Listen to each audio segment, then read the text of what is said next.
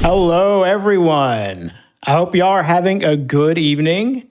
I'm excited to be here. I hope you guys are excited to be here. This is the first show of GDQ Hotfix Season 4.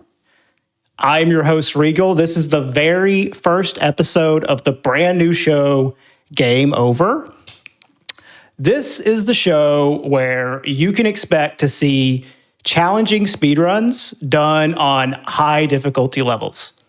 This includes games that have a reputation for difficulty or games that are being played on a higher difficulty level than normal, whether through a built-in difficulty selection or a self-imposed challenge. You'll see a lot of very impressive gameplay from some highly skilled speedrunners. But I personally really appreciate it when a game has some tense moments where failure can occur at any moment. So you'll see a lot of success, but you'll also see some game overs. Tonight, we have two really great runs from two really great runners that have agreed to show off their skills tonight. First up, we have a classic, one of my favorite games of all time, Metal Gear Solid 1, all bosses on extreme difficulty, run by Metal Glenn Solid. After that, we have another classic, which is also one of my favorite games of all time, Halo 2 on legendary difficulty, being run by Zoo. And with that, with the show introduced, I think we can go ahead and say hello to our first runner, Metal Glenn Solid. Hello, Glenn. Take it away. Hi, Regal. How are you? I'm good. How are you doing? Oh, we're doing okay. Glad to be the first run here. This will be exciting. If we don't see a game over tonight, well, it's a good thing for me, but we want to fulfill the thing, then will we? No hate, but I'm kind of have my fingers crossed for at least one. Yeah, that's fair. Anyway, just a quick one-off. If you've not seen a run of this version of the game before, this is the GOG port that was released in 2000 on CD-ROM. If you haven't seen this run before, you may be very confused, but we'll explain that.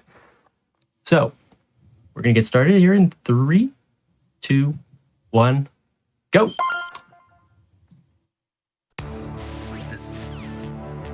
So, we have codecs. We can skip them on this version, thankfully. Just press escape or start. And since this is the highest difficulty, there is a rank known as Big Boss that we all know, or not. Maybe you don't. And I like to go for that anyway, so as an added bonus for y'all, we're going to go for it. So nice. To get Big Boss, I need less than 26 kills. I can only use one ration, which is routed in the run. I can only have 4 alerts, 3 of them are mandatory. And then there is a save limit, but this is a speed run, we're not going to save. Just going to knock this guard out of his normal pattern and just kind of ring around over here. And off he goes. He should go that way. Yep, good. All right, and we just kind of hang out here for another minute. So the biggest difference between extreme and lower difficulties, obviously the guards have wider and further vision. They do more damage. The bosses have more health, and later, Vulcan Raven, specifically on normal and hard, spawns in a different location than he does on very easy, and extreme. Which is weird, but it is what it is. So, do runners typically go for the big boss ranking during like speedruns, or is it kind of like something they just ignore because it normally might lose time or something? It's not a requirement. It is on average slower. Yeah. There are not a lot of active runners of this category at the moment. Right now, it's myself and Jaguar King when he gets time. Yeah, And both of us go for Big Boss anyway. Familiar with Jaguar King, yeah. So you just go for it anyways. That's interesting. Okay. Yep. So right now the world record is sitting at a 58:39 by myself, as far as I'm aware, unless somebody's submitted a run that I haven't seen yet. And down comes the elevator. Yay! I just have to wait for it to come down right about here. Give it an old knock. So a fairly uneventful like intro section that you have to do for every run. Yep. If you've seen the quote-unquote remake, The Twin Snakes on GameCube, you can actually skip this on normal, which is hilarious. All right. So you get to use the hotkeys that are accessible. Please don't shoot me. Thank you. If I get shot before fighting Revolver Ocelot, I lose half of my health. It's a wonderful time. So, didn't get shot. That's a success for me. Get to follow the mice as we get through this really, really long vent. And since this is one big room of the tank hangar, the guards are in pattern. So that, you know, if I throw it off even a little, I might get spotted. Hopefully not. I'm gonna take a quick safety strat here because I just do not understand why I have issues with this room sometimes. I'm gonna knock on the tank instead of throwing a chaff grenade.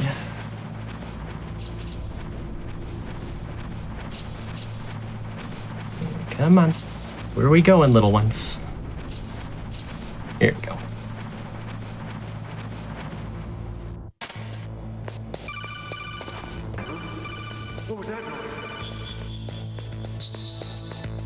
Oh! Wow, I've never done that before. All right, there's your game over. Right off the bat. Oh, Super fast. Yes. Here we go. Well, yes. Let's go. here we go. All right, so this is going to be fun. I need to remember. I think I could just make a run for it. Sorry to celebrate. Yeah, it's all good. All right, good elevator. We're good. All right, well. Oh, well. That is what it is, but I still do with all the big boss strats. To do the non-big boss strats and also go fastest, I would need like 11 alerts. I've got 5.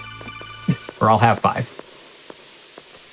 So does that basically kill your big boss potential? Yep, I can't continue. So Understood. That's already gone. Oh well. But if that's the worst thing that happens this run, I will be very okay with that. So those guards are like always on like a global. They're on a set pattern, so sometimes, and I've literally only had that happen maybe one other time to me with that strategy, so I'm very surprised. Oh no, plot happened and this guy is dead. So one other thing we did find out about from the CD-ROM is there's a minimal install. So you will notice there's a lot of missing dialogue. That was so this game could run on a 2000 potato.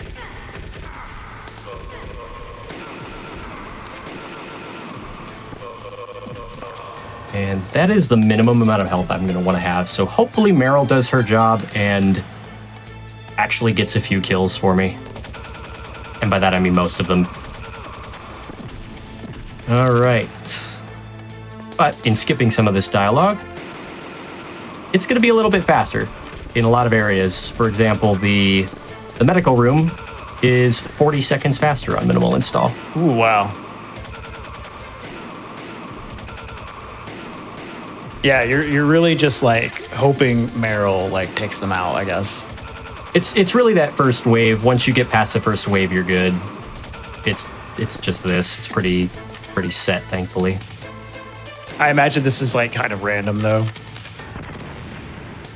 Kind of. Yay, she did good. Good job, Meryl. We had to get that in honor of Halo 2 coming up after this.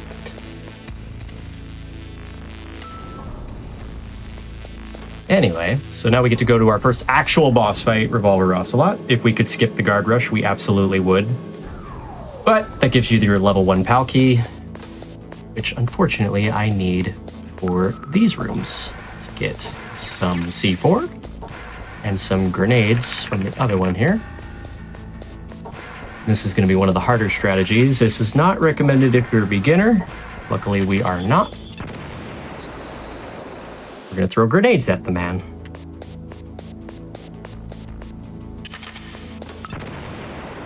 And we will save that last C4 for later.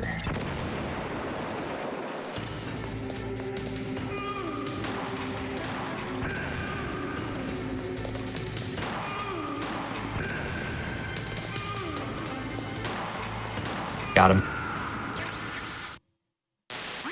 Okay. We didn't kill Baker. Oh, wait. Nope. He's dead anyway. We tried. No time paradoxes, though. He was meant to go away there. But anyway, so this is where we take a little bit of a route deviation now. Normally what we would do is just take this elevator up and go straight into the tank fight. But now, thanks to a new discovery we will need after this next boss, we have to take a little bit of a detour and go get ourselves our trusty cardboard box. Ooh, a new discovery. It's going to be one of the funnier things you see tonight, Yeah? I think. Okay. So I need to throw a chaff here. Not alert this guard, hopefully. Good. Didn't. Good. Easy. Come up here, and this is where we're going to grab it. Cardboard box A, which would normally put you on the helipad through the fast travel system the game has, but they never really tell you about it. It's a shame we won't be using it, because it doesn't put us anywhere useful, unfortunately. There's vent glitch. Look up Ooh. and stand up at the same time. We don't need to call Meryl. We can just avoid this entire level laser shenanigan. Is that as easy as it looks? Once you get the timing down, yes. I need one claymore. We'll need that for later as well. Here comes... Oh, that's a tank. It's gonna try and come out of nowhere and own me. I'll do that. Once the grenade goes off screen, I switch to the regular ones. Once it goes off, I go up here. He's not shooting, which is perfect.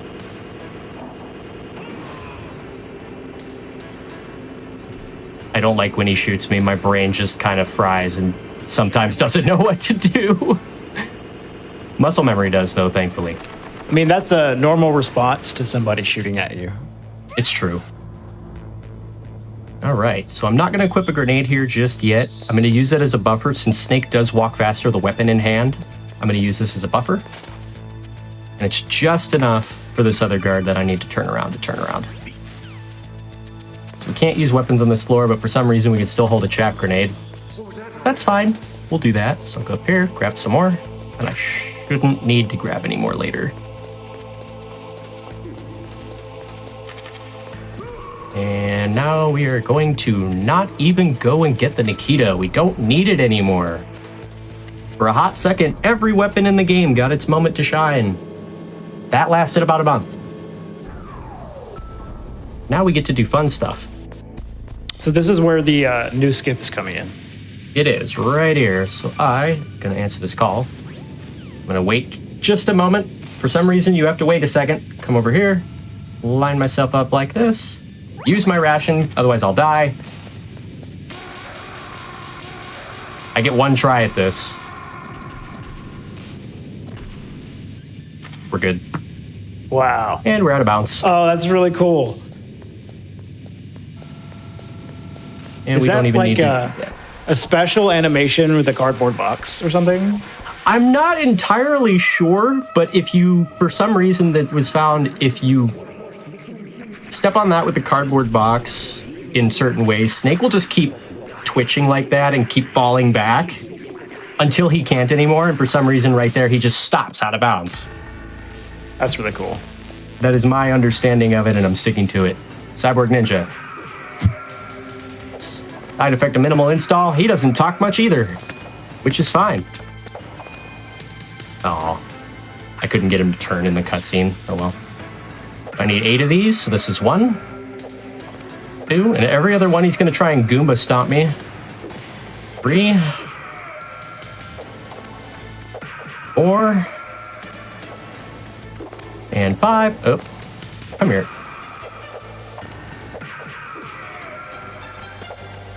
That is awkward.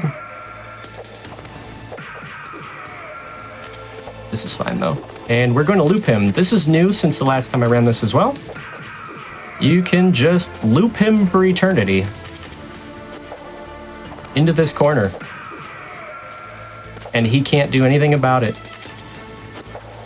And as long as he feels like cooperating, he should not go into the next hide and seek phase, which I do not want to happen, but it can happen. And if it does, it's an execution error. Where at this point? No idea. But that's what it would be. do.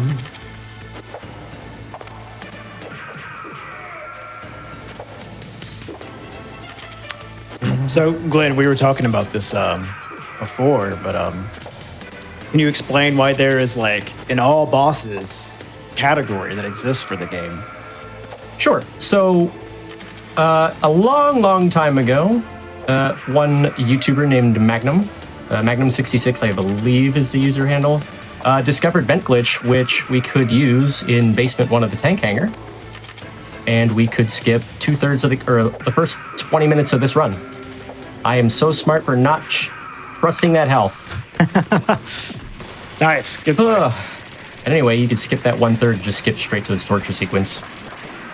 Right. So you could just like skip so many bosses, so they have like a no boss skips category, basically. And once you enter the medical room like that, it does flag that the bosses were defeated, but you didn't get the rank up. So like if I entered the tank or the nuke building, which would be right after the M1 tank, Snake would do that little animation and get some more health.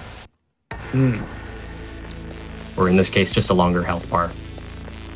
So this is where the difficulty of this run actually ramps up if you're doing all the faster strats. If I were to have gotten hit, I definitely wouldn't be able to attempt the weapons glitch for Sniper Wolf 1. I'm not going to anyway, but it is still going to be a one-shot, one-kill scenario when we get there. So not getting hit is just, I'm not dying at that point. What is the weapons glitch? So the weapons glitch is if you crawl towards Wolf or even an explosion, go into first person in the air, unequip whatever item you have. So in this case, the PAL card, and go into first person and a bunch of random inputs or seemingly random inputs, and then try to switch to the PSG-1. Snake will just have nothing in his hand and just be invincible. The barrier disappears. You could just walk up to Wolf and punch her if you want. It's wild. It's really funny. But you have to take damage for it. A little bit. Yeah. Like at this health, I could do it, but if I fail it, then I am in very awkward position for the rest of the boss fight. It's just...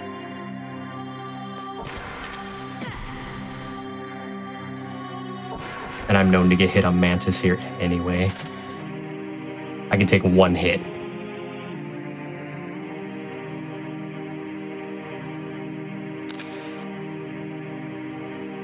I like you're just casually throwing her on the ground.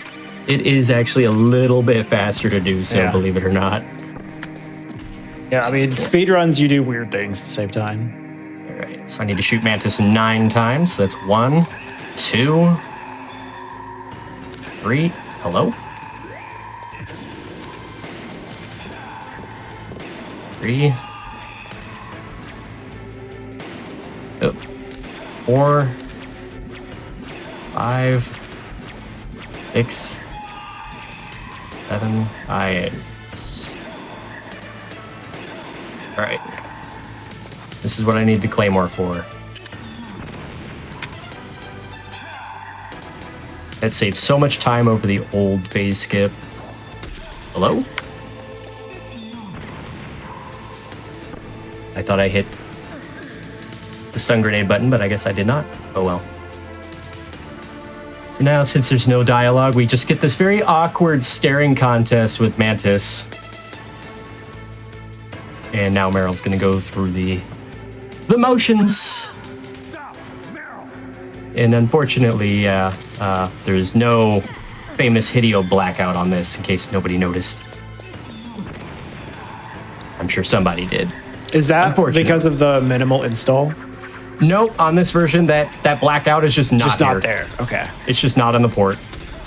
Why? No idea. I kind of miss it.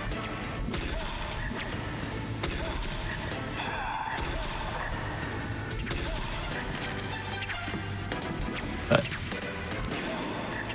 okay. At least the beginning of the boss fight is consistent because of that, though. Mantis, please take a seat. We have things to go do. Sit down. And thanks to Hotkey, Snake can have a delicious bite of his... No, Snake, that's C4. Don't do that.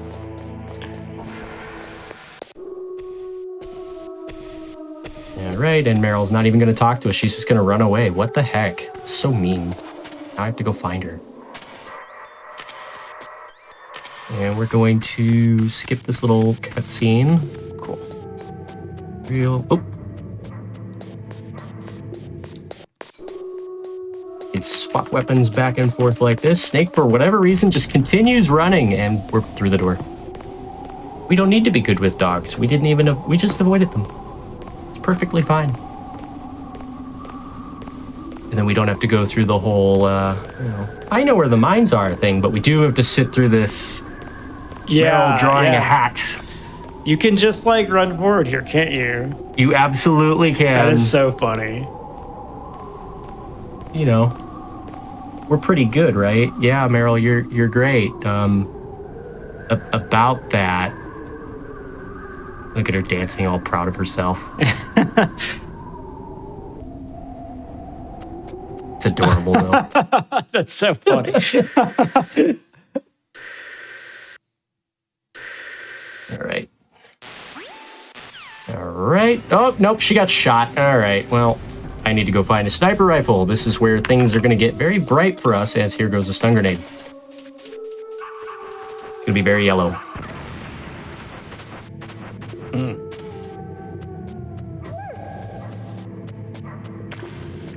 Hopefully I can line this up and get a vent glitch through here. Nope, I'm way early. But we got it. It's fine. And I wanted to make sure I switch back to the chaff grenade because I have to go back up through the top floor of the new building, and I can't use even stun grenades on that floor, annoyingly. And the game would unequip my weapon automatically, and since I don't like that because Snake runs slower, I'm just going to do this. And back up we go. Gotta go all the way back to first floor basement of the tank hangar. This is one of those things that I think it's almost universally agreed upon that Twin Snakes fixing this is for the better. Even though it's just a tranquilizer sniper and has less ammo, it's still a closer. Yeah, how different would you say the Twin Snakes run is overall? Probably pretty different. Very much so. So, in a lot of people's opinion, including my own, first-person aiming broke the level design. Let me get alignment here. All right, we're good. As well as the introduction of proper tranquilizer rounds, so you couldn't get any kills for Big Boss in Twin Snakes because you had an M9. That you got an MGS2 as well. So it gets a lot of differences. Incidentally, the runs for all bosses, MGS1 and Twin Snakes overall are just very similar. You could race them if you wanted.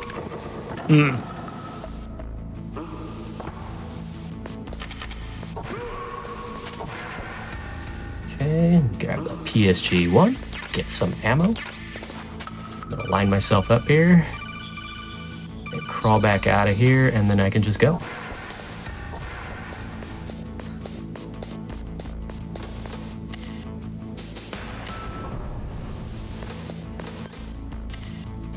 There. My brain just said, no, you only go up once. And then my hand said no, twice. It's basement 2. I've been doing that a lot lately. Just misinputting on elevators. So now that we have the PSG-1, this is where the game gets increasingly easier, except for this boss fight, unfortunately.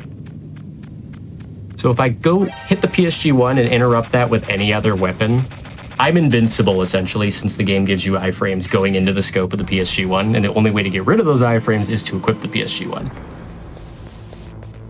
So it just makes this game incredibly broken, and you cannot do this on the Master Collection. You do need hotkeys to do it.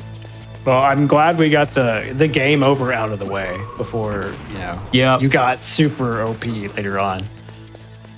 Well, we could still die to 3 bosses, essentially, okay. Which are both Sniper Wolf fights and Liquid. So still some chances. Plenty of opportunities for things to go a little haywire.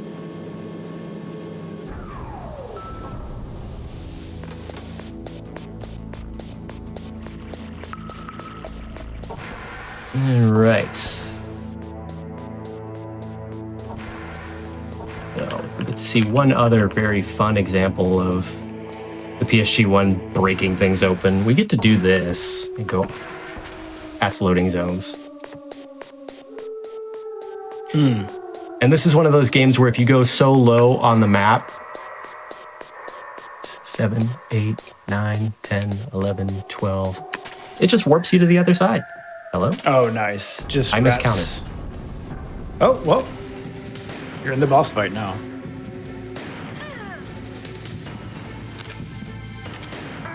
Oh! She got me. Nice. Snake did not feel like leaning. Snake did not feel like leaning for me. That's okay. That happens. So did you, I guess you didn't mean to go in the boss fight there? Oh, I did. It just... Snake didn't lean the way I wanted him to. If you lean, you can just kind of like matrix her shots. She started behind the pillar, which is fine.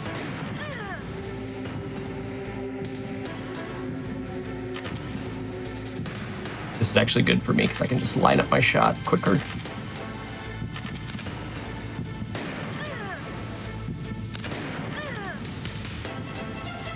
Oh, not again. Believe it or not, this is her being merciful, so.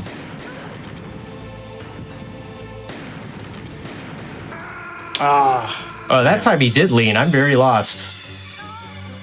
All right, I must have been at an angle. That does happen. All right.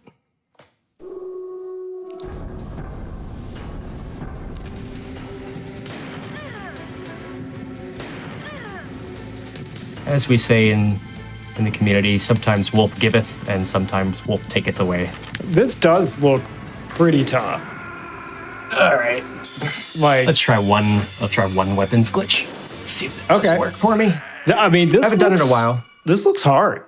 Trying to aim like this. Fighting her legit is very difficult.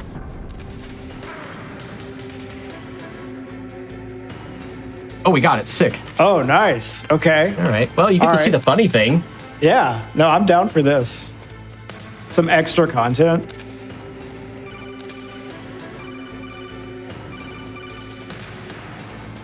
And since I went with the SOCOM first, so she does all kinds of weird things now. For example, her animation's kind of broken. And I can just punch her. Oh, this is awesome.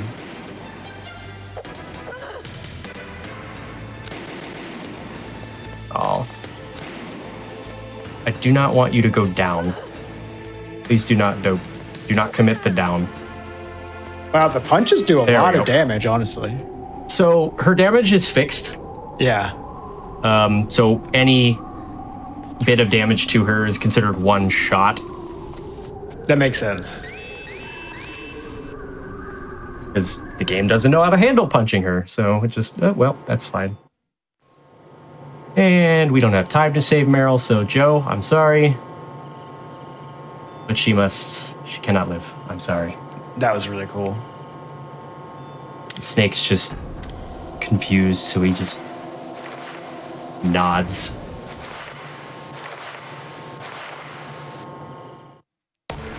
All right.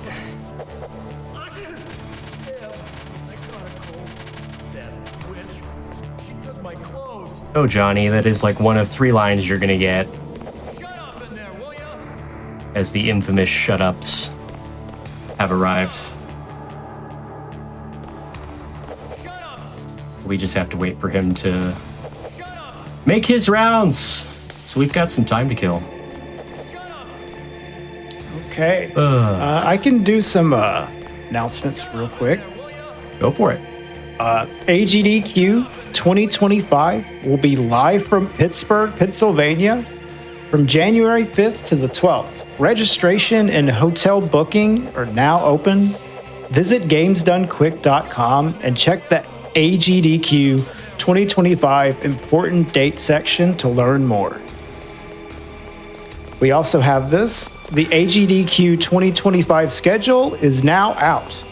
Go to gamesdonequick.com/schedule to check it out and let us know what you're most excited to see. The new game submission period for games released after September 6th is open now until Thursday, November 21st.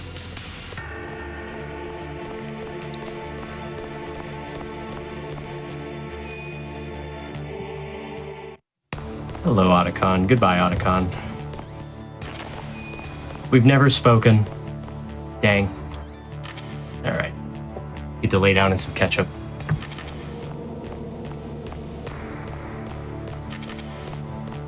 As I mentioned before, there was a cutscene I skipped before the Meryl getting shot. And you'll get to see what that actually looked like, because now I'm not out of bounds.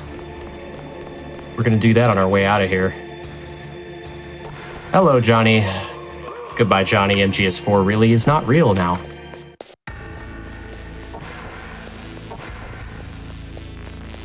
Oh. There we go. Snake just keeps running and gets dressed through the loading zone. Easy. I wish I could do that.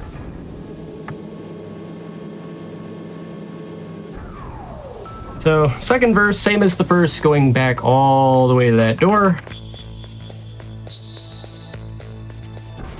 I grabbed the grenades in this room, right? Yes. Yes, I did. I am going to go God mode again and just walk through mines, because it's faster, easier. And I just don't like remembering the path here. That's a lot of work. The game's hard enough.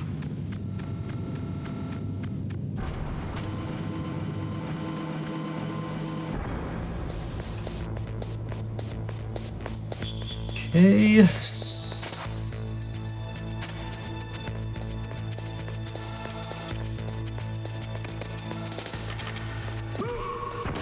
All right.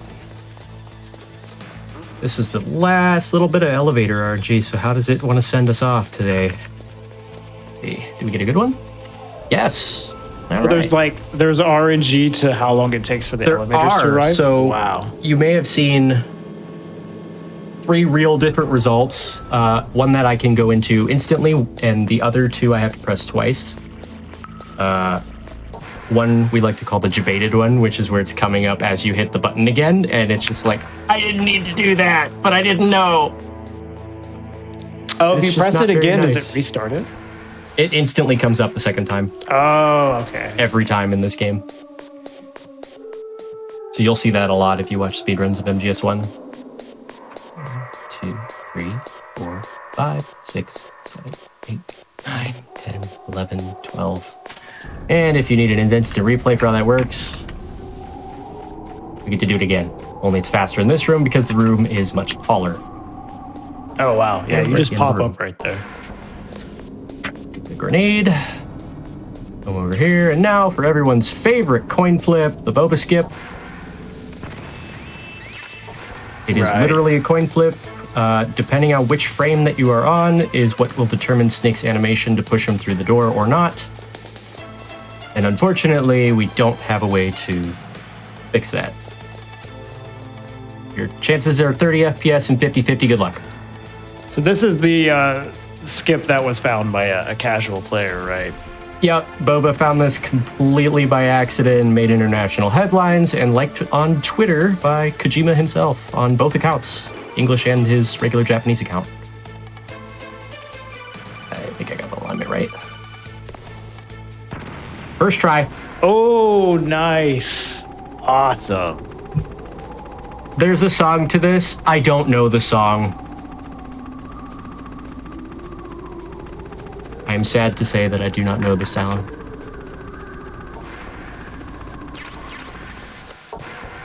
That was sweet. That's really nice too. Because then if I miss it once, then I have to equip the ration, and then it's just a nightmare. I only get like 4 tries at that one on extreme. So first try is wonderful. You get to go all the way down here. Is the lineup like difficult, or is it just like pretty simple to line up? And No, you're there's just, a like, pretty hoping for the quick coin flip? visual cue if you can see it. So in the corner, there was the alert box. Okay. And the way that I do it is the left side of that box, in first person view, I line up with a line that's on the wall in front of Snake from there. And then I use that. Boba did it with the auto aim of the SOCOM, which you can still do, just it's not necessarily reliable. go into God mode, go to first person, and I still have all my iframes, except now I can interact with the environment, so I can just ignore these turrets, but they'll still shoot at me, but they can't hurt me. They're not real. What are you talking about? They're there for decoration.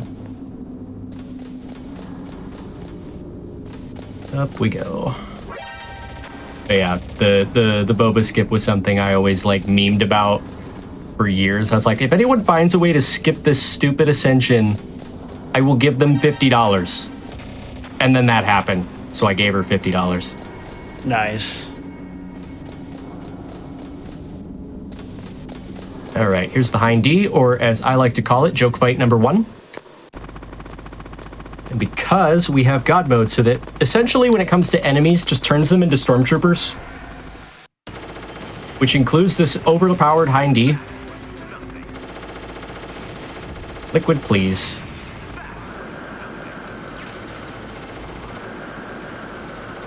All right, did need to grab one more pack of singers, which is easy. So you might have mentioned it at the beginning, but are these bosses, like, do they have more HP?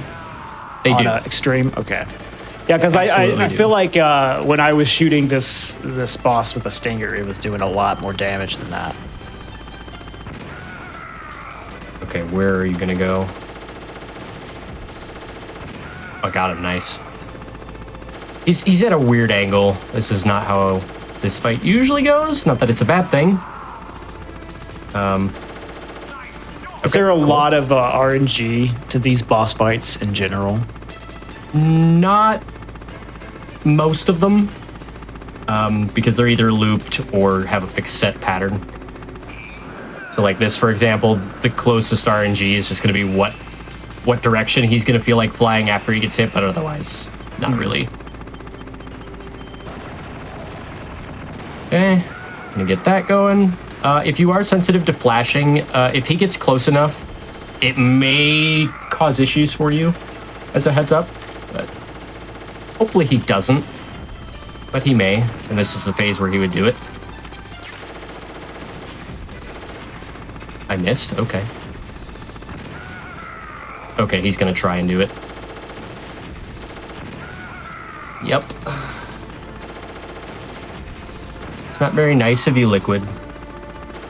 But you could just stun lock him in place here, which is nice. And since we're invincible, we don't have to worry about getting shot.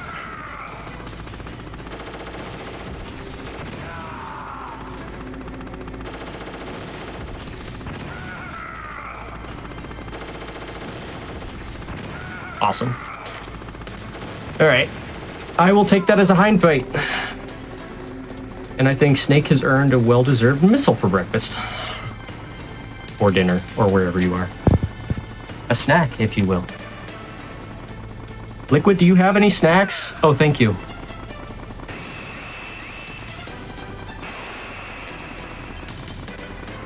Nom, nom, nom, nom.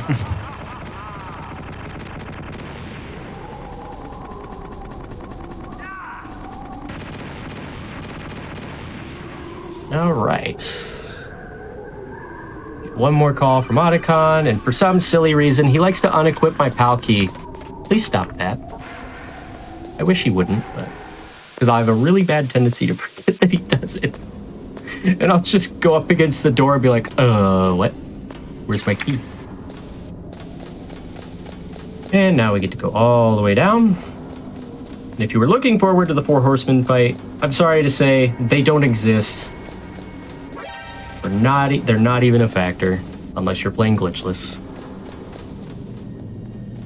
So does the skip actually prevent them from spawning in? What's that? Yeah. No, they can still see you and you can still be spotted. You just can't be hit. Oh, sure. So that's why they're still shooting at me anyway.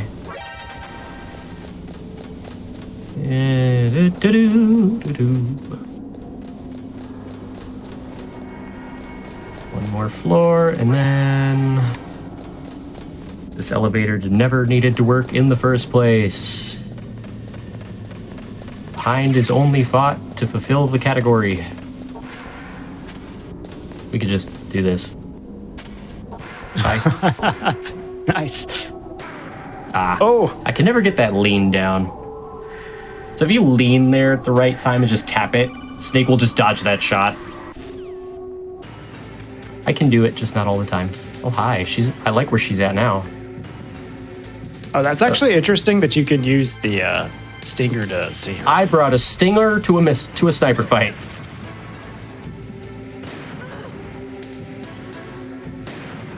Hello? That wasn't very nice of you. Come back here.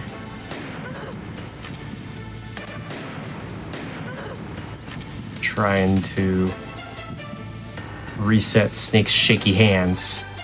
Please don't double back. I don't think she will, though. Nope, she did.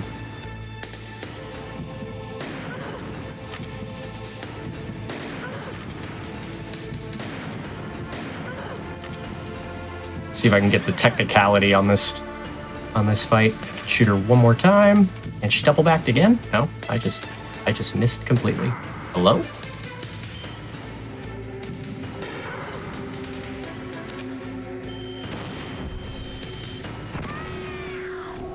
And technically that would have been it. We skipped the rank up animation. However, we defeated the boss. That is technically still all bosses. That is the technicality of all bosses. You can Good enough do that, for me.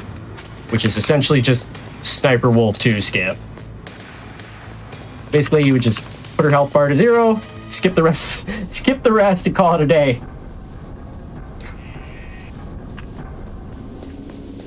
All right. So you remember that other C4 that I had? I do. I'm gonna need that. Because we use it to go into God mode, put it down, blow it up, shoot him, and shoot these guys with stingers, and they're gone. That's this fight done.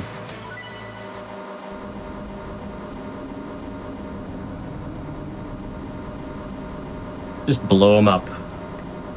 They count as kills anyway.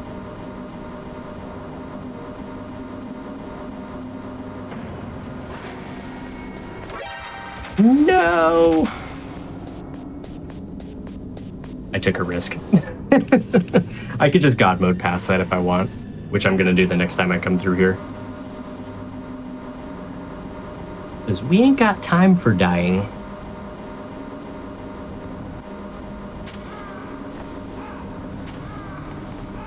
I'm gonna go into the crouched version of God mode, or GME2 actually, if you want to call it that, which is easier.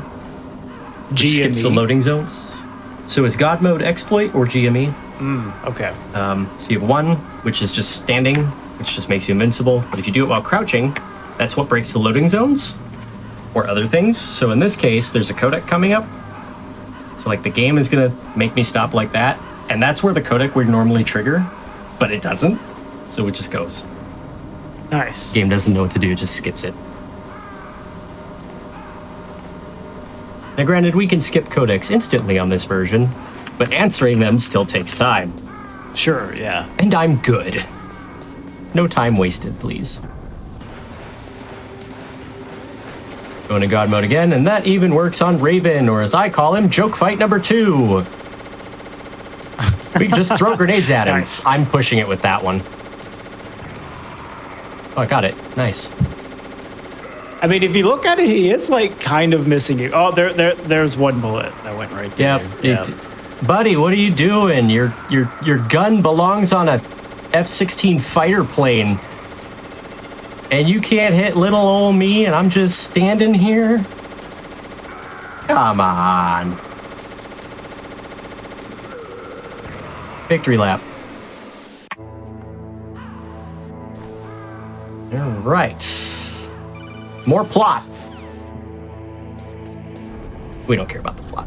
Yeah, the codecs are still pretty quick, but yeah, just like not having to answer them at all. Snake, what are you doing? Got me an extra singer pack.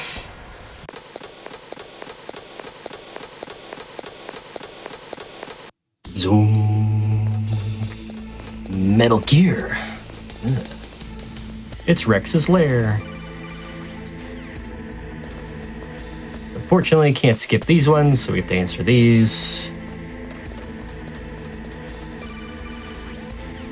If you were using analog, much like the original version, you could just keep moving past some of these triggers, but I'm not using the analog patch that is included with the fan-made launcher.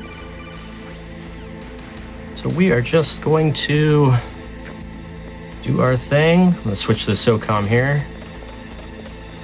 And I should be good on the kill requirement for Big Boss. I can just fire at these guys and be perfectly okay.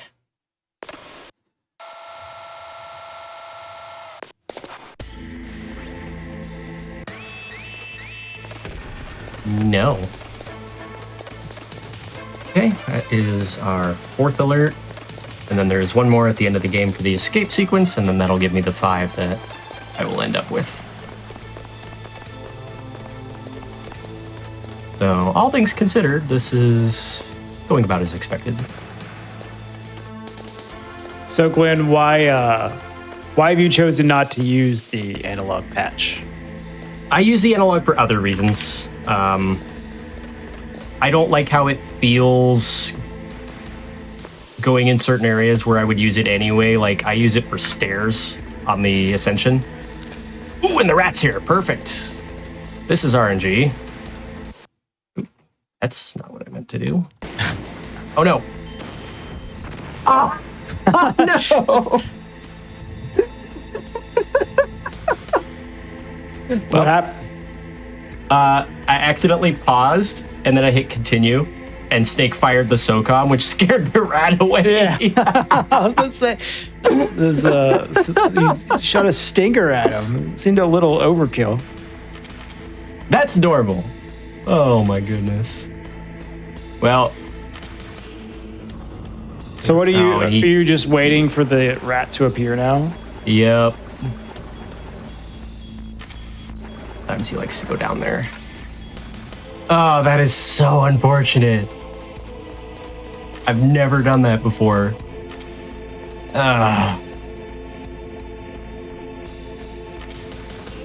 Where does he want to show up at?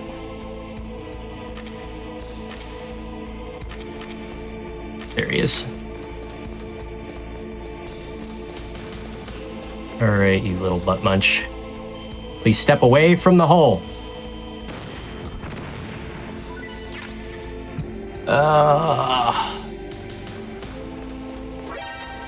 That is unfortunate. Oh well. How much time could you like lose there versus like the best versus about the a worst? minute? Oh wow, that's so much. And that's only if he does something like that,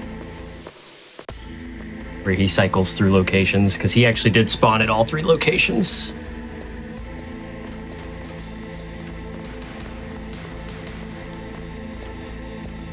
So we went from as expected to oh no.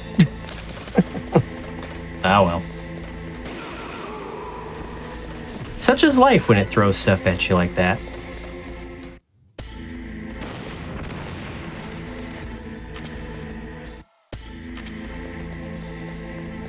I think just because of how that happened, I actually lost more than a minute. Yeah. I feel like that's not typical for your bad RNG rat. Absolutely. Yeah. It's a little extra. It was very extra. Hello? Snake, professional shadow boxer.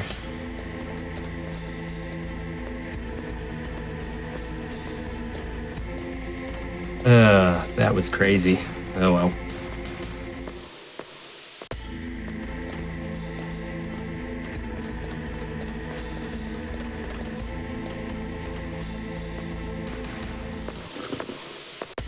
And now for everyone's favorite parts of backtracking.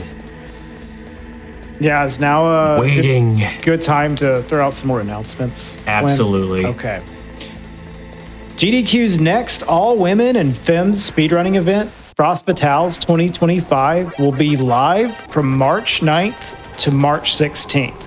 Submissions are open from now until November 24th, so go to gamesdonequick.com/framefatales for more info. You can also join the official GDQ Discord and add the hotfix role where you can keep tabs on upcoming events, talk with staff, and more. So use !Discord and Twitch chat for more info.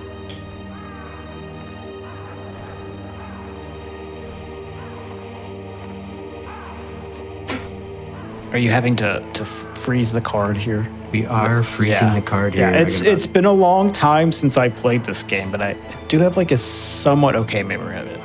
So we get to wait around for 61 seconds. It's exactly 61. It is exactly 61 seconds. Thankfully, we have an audio cue, so even if I didn't have a timer, I could just listen. Now.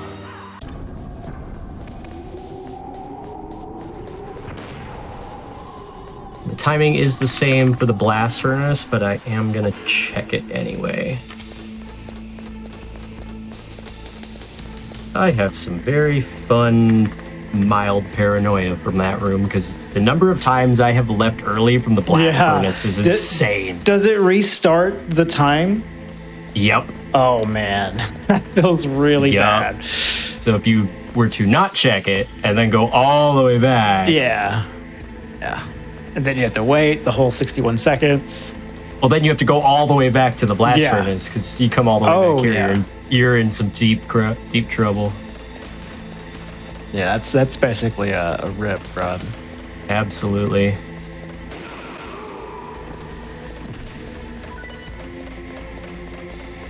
Blow up this camera some more.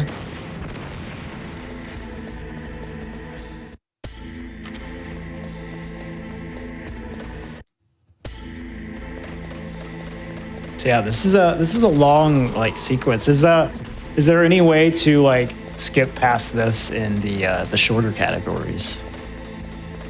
And very easy. There's an area reloader you can use, but it is not allowed on. I see. Anything above that.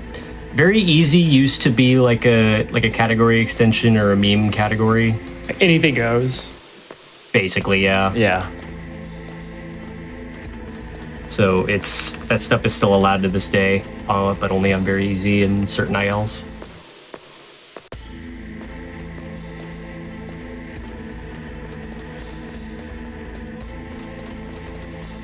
And this is what kind of like kills the any percent category because the any percent category comparatively is a lot of waiting around.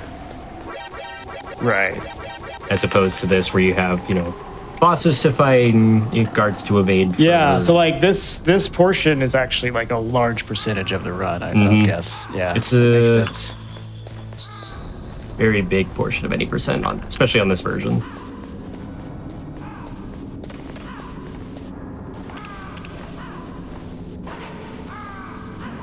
Up we go. And this was the best change Twin Snakes made. They put pipes in the room. I was just about to ask. One filled with liquid nitrogen, one filled with steam. Yeah, I can't remember Twin Snakes super well. That you can just like make this much faster. Oh yeah. Okay. Yeah, you could still go back and do this if you want. But which I mean, if nobody knew about that on their first playthrough, they were doing this. They would call Otacon and be like, "Hey, how do I do this?" And he'd be like, "Oh, well, why don't you go here?" And then you're like, that's so far.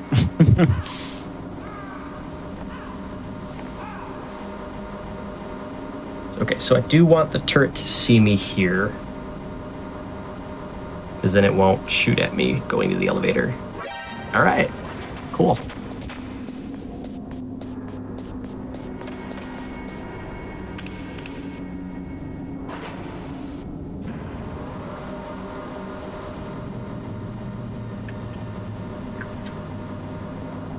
So would that change actually make Twin Snakes any percent a little more like enjoyable for some runners?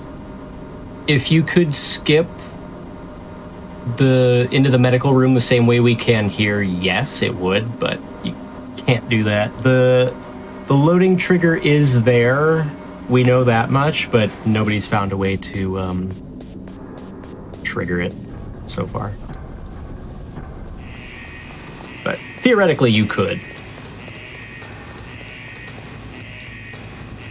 come up here.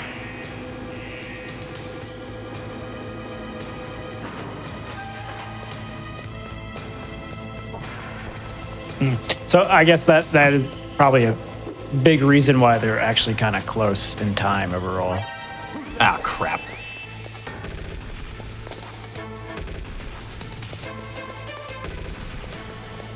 I knew I messed that up. Stop it.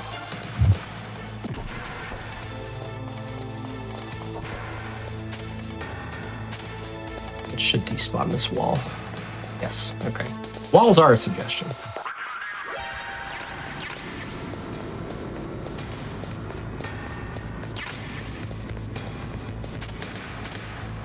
So what exactly did you do to despawn the wall there? So, ooh, Palkey's done. So where I was up the stairs deloads some of the room until you look at it. So by going in there, going back through that door and god moding through there, the wall will still spawn, but none of the interaction will be there, so you just walk through it. Or if you really want, you could walk on lava if you want. Doing the same thing. It is wild how solid that lava actually is. Wait, so you can walk on the lava if you have God mode too? If you do what I just did exactly, yes. Okay. Like you can't just walk up to it and go God mode and expect Yeah, I was about to say, like... that would be terrifying. Which I think it did do once. I was like, oh, it doesn't work that way. Darn. So like God mode won't prevent you from like falling down a trapdoor and dying that way. Yeah, exactly. Yeah.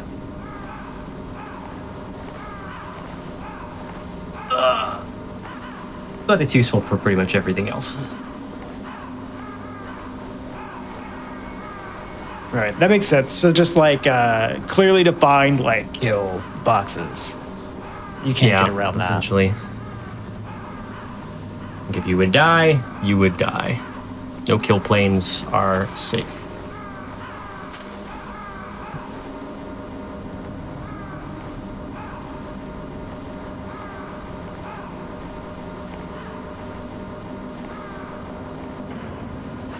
So, how much of the PAL sequence have we gotten through now?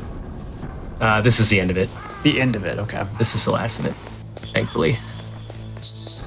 So does this part, like, do you start getting nervous going into the end here? Or is this the end of the run, like, pretty straightforward and not too bad? If I know I'm on pace, for example, I get nervous at liquid. Okay. And then once I get past liquid, I'm perfectly fine. If it's just another run like this, I should theoretically be okay. Races, I do the same thing. Like, even if I don't know where my opponent's at, I just presume that it's close, and I'm like, oh, I'm gonna need to do this, and then it's just all that unnecessary pressure. Is that for the Liquid himself fight, or the entire, like, inside? Mostly Liquid himself. Okay, right, which we'll get to. Yeah. Especially lately, I've been dropping that, but we'll get to that. That's going to be a real big, I need to shut up and focus mode for the Infinite, because I've been dropping it a lot lately. When in the past, it's been very automatic for me. Lately, it just, I don't know.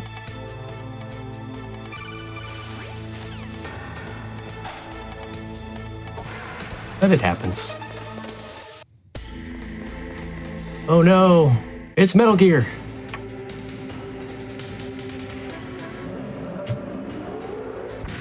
All right, Metal Gear Rex, huh? Even the great Metal Gear is not greater than God mode. It too has become a stormtrooper with a cool laser beam. And unfortunately for anyone hoping for the I can't do it meme, minimal install skips that entirely. which is probably the one thing I do miss about it.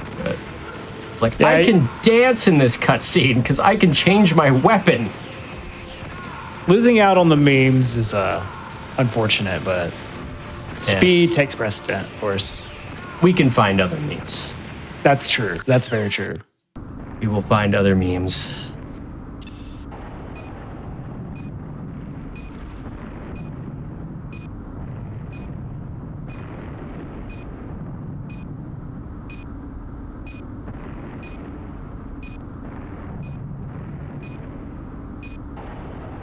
Final boss time? We get this very awkward staring contest while Liquid...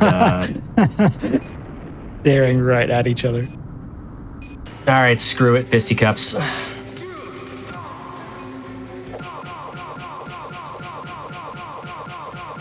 Might be okay. Okay, so this is just like an infinite that you can set him. There is a up metronome into. to this, and if I must say myself, the metronome is a banger.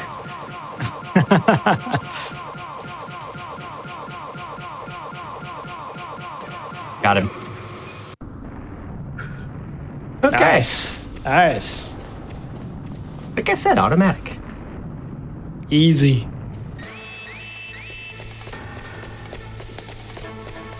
And we're gonna go hide over here. No, don't point your gun at me, sir. I'm gonna borrow you for a sec. We're just gonna give you a big hug while we run away.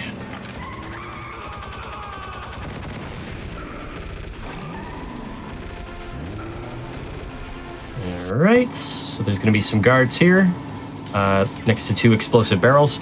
If you remember the meme from later games, sir, I didn't kill him, the barrel did. Unfortunately, that didn't exist in this game yet. There were no accidental kills, so these actually do all count. Hello? Barrel? Thank you. We'll line up right here. There's gonna be 3 guards in the next area. I would prefer to shoot the first 2 on the... as Otacon turns for us here. I got him.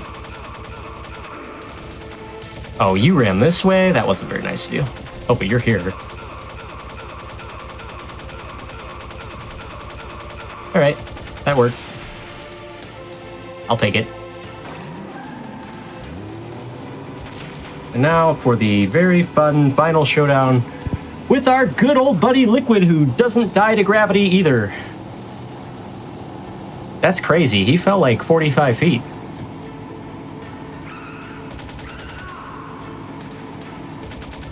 I guess he just doesn't have bones to break. Yeah, he's liquid. He's not solid. And believe it or not, this is not a fixed scenario. You do actually have to shoot him. He does have an invisible health bar. Here's phase 2. If you time it just right, you can shoot him as he hits you, and that will actually save you a little bit of time. I got 1 there, which is nice. Got 2, all right. I got 2 out of 5 or 6. I don't remember. I know I got 2 of them, which is still decent. All right. This phase is very strange because there are transition shots between phases, and for whatever reason, his hitbox acts very strange on this one. As you can see, I only got him once. You can get them twice, but what hitbox? This is phase number 4. It's pretty simple. You find the magic spot, and you just let it go.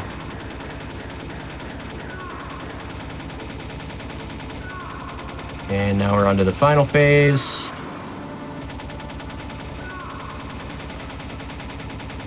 Let's see what we do here. All right, so unlike most Metal Gear games, we could skip the credits for this one, so time is actually going to be on score, and I'll call that out. Get it about 15 seconds. I do want to thank you for having me, Regal. This has been very fun. And I hope the show goes swimmingly in the future. Thank you for being here. That was an awesome run. Absolutely. It's time. All right, 102.41. The darn rat.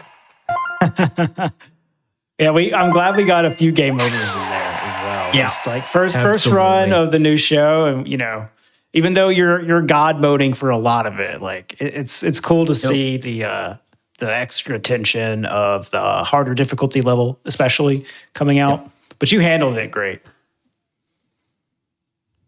Thank you.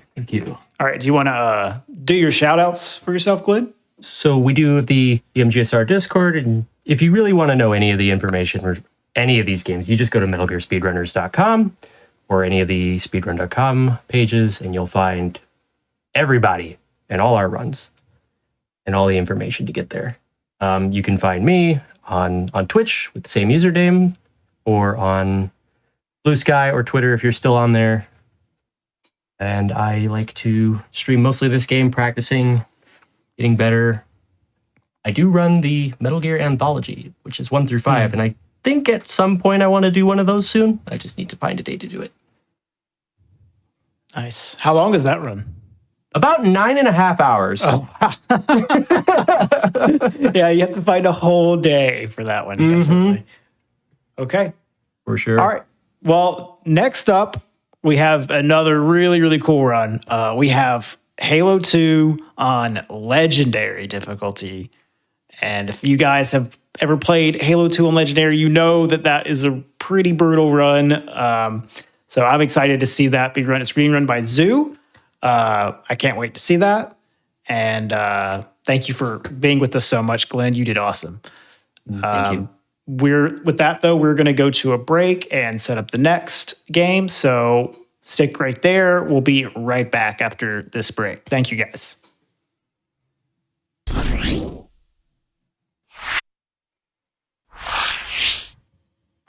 Hey guys, welcome back to Game Over. This is going to be our second run of the show.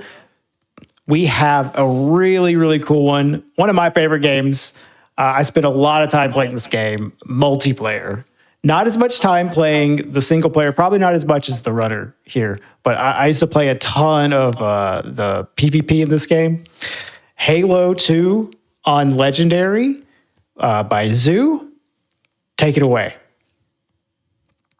All right, hello, my name is Zoo. I am the current world record holder for this. If anyone has ever even heard of Halo 2, you know how brutal and unfair this category can be. I'm also joined by my lovely commentator, Kryphen. Hello. Welcome to Chili's. All right. If you guys are ready, I can go ahead and start. Yeah, 3, I'm ready. 2, 1, go. All right, so we're gonna do something a bit odd right off the start. We're gonna sacrifice this guy real quick and then push his friend to the tram here. There's a soft barrier here that we want to get through. So if we kill all his friends, he'll get mad at us, and we ought to lunge at him and use the momentum from those lunges to break through the soft barrier. That skips a whole lot of waiting and enemies in this area. Relatively new addition to the run, I'd say. We removed the giant auto-scroller from the speedrun just for sanity's sake. And it allows us to go a little bit faster on the first level here when you're not sitting there for 3 minutes. Yeah. So, An unfortunate downside to that trick, though, is that the Marines are going to stay mad at us for the rest of the mission. And they do quite a bit of damage. yep, they have increased damage, and they are really good at killing you, but are terrible at killing the enemies. So, Yeah. makes combat much, much harder. This time around, though, they actually helped me quite a bit, so that was nice. Hey, little check bit it out. atypical The for mold sure. has already driven up the borders.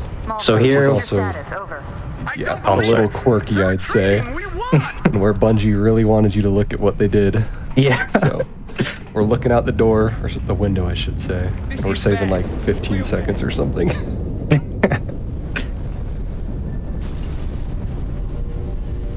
A lot of this run, you'll notice Zoo is either trying to run past enemies as much as possible, or try to kill them if spawn, if possible, or off spawn if possible.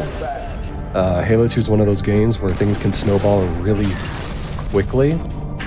So if you're not on top of your game, you are going to be dying very fast. And checkpoints are few and far between, so reverting can cost you like typically 30 seconds or longer every time you die. And a lot of this combat you'll see right here is, again, he's just killing things off the spawn. It's just the most efficient way to do it. Very fortunate that the speedrun works out this way for, you know, the weapon setup we do have. But it's also a lot more difficult than it maybe looks. I'm sure if any of you tried it at home, these people, these crazy speedrunner folk are a little bit practiced and cracked. Yeah, we have too much time on our hands. Uh-oh. Hey, they're leaving the Athens. I think I probably stopped my legendary playthrough on this level. Like, I didn't even get past this. Yeah. Yeah, I'd say that's pretty typical. Yeah. It's extremely brutal. You really die in just a few shots. So if Yeah. you're not dodging everything, it's over. And that trick at the start effectively makes this the hardest mission in the run, in my opinion. I'd say that's pretty accurate. Which, thankfully, it's the first mission.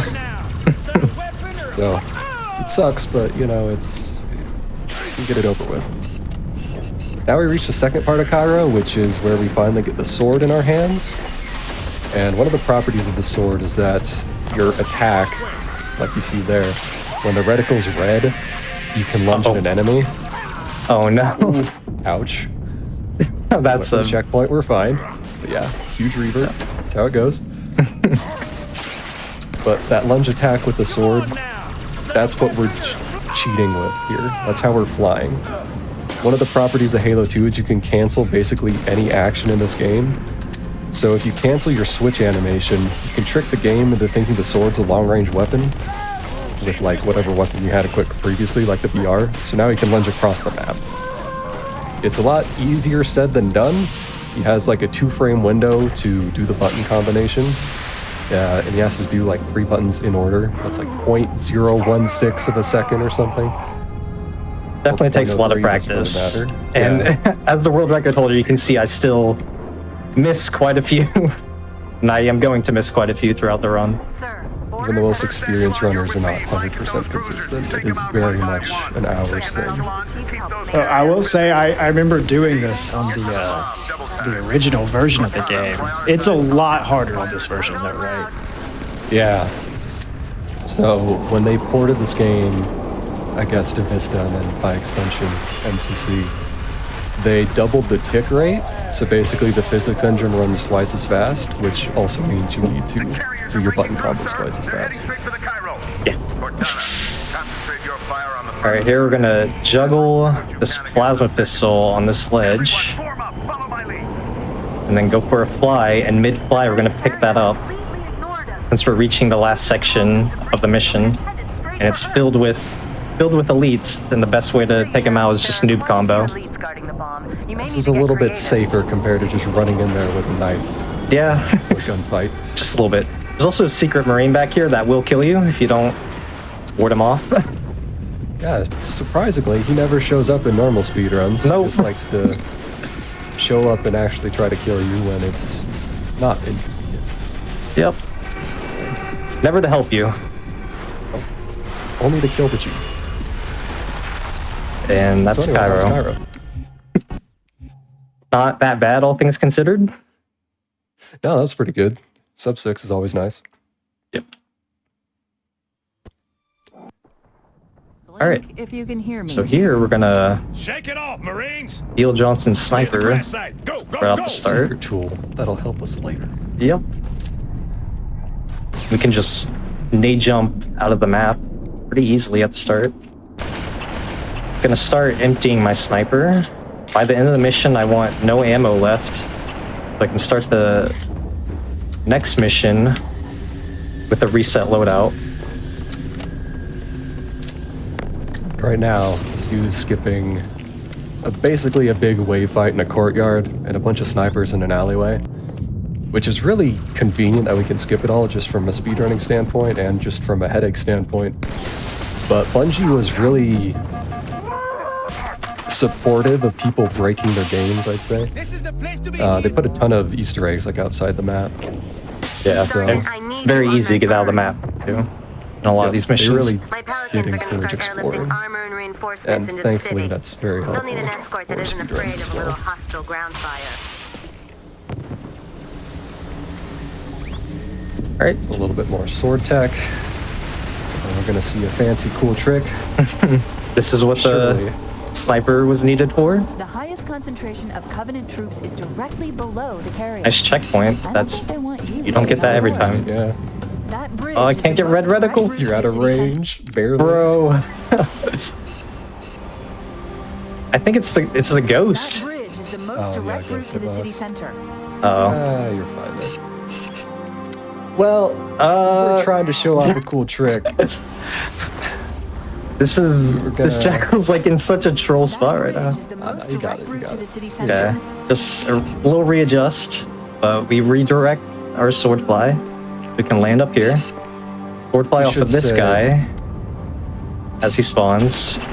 Shoot to stun and carry momentum over him to this wall. The carrier just launched a wave of One more pods. sword They're fly, inbound on your the watchtower position. jackal. And then we land right to this ghost conveniently placed in the tunnel. So if that all worked first try, I've been asking Yeah, for let's been just nice. pretend that was super cool. Yeah. it's extremely flashy, but it only saves 2 seconds. Oh, really? Wow. Yeah. Yeah. But in my opinion, it's a lot safer than taking the ghosts through all those. Explain why they came here. Yeah, Snipers and that makes enemies. sense. It looks really cool. Yeah. There are Now some we- downsides, but the upside is it looks cool and it's technically faster, so Yeah. it's always fun to see. So we take the hog here instead of the ghosts. The warhog is actually faster than the ghosts, contrary to popular belief, it seems like. And also, it's just safer because you have a marine and the hog with you who will tank a lot of the shots. Yeah, one of the byproducts of Legendary is Chief's made out of paper, so having Marines in your hog that can tank like 20 times the damage you can to just offset that is really beneficial. Yes. Like, Otherwise, TP melted and dead by now. I would have died several times by now if. So is the damage like distributed over the vehicle, or can they direct shot you? Like, how does that Covenant work? must be trying to regroup. Yeah, Don't so let them. if they like shoot the hog in general, it's basically distributed, like, unless you take a direct hit to Chief. I see. So a lot of these shots, they're hitting like the car, so Zoo's barely taking any damage. But the other thing too is like enemies are trying to aim at the Marine, that's even less likely that you're gonna take damage. Yeah, that makes sense.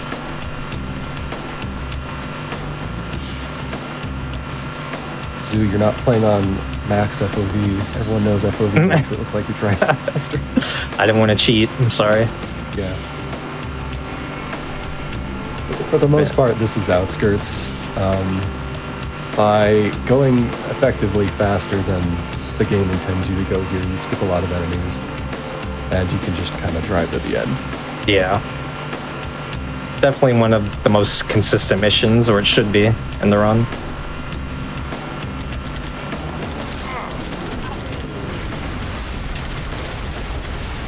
And very nice. The game wasn't made here.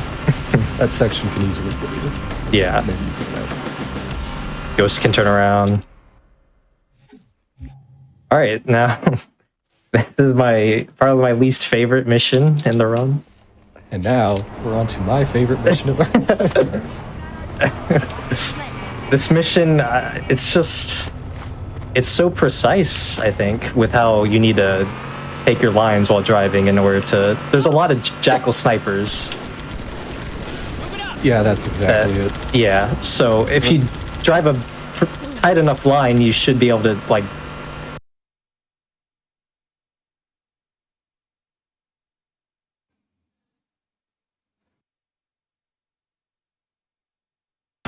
anger yourself in such a way where they miss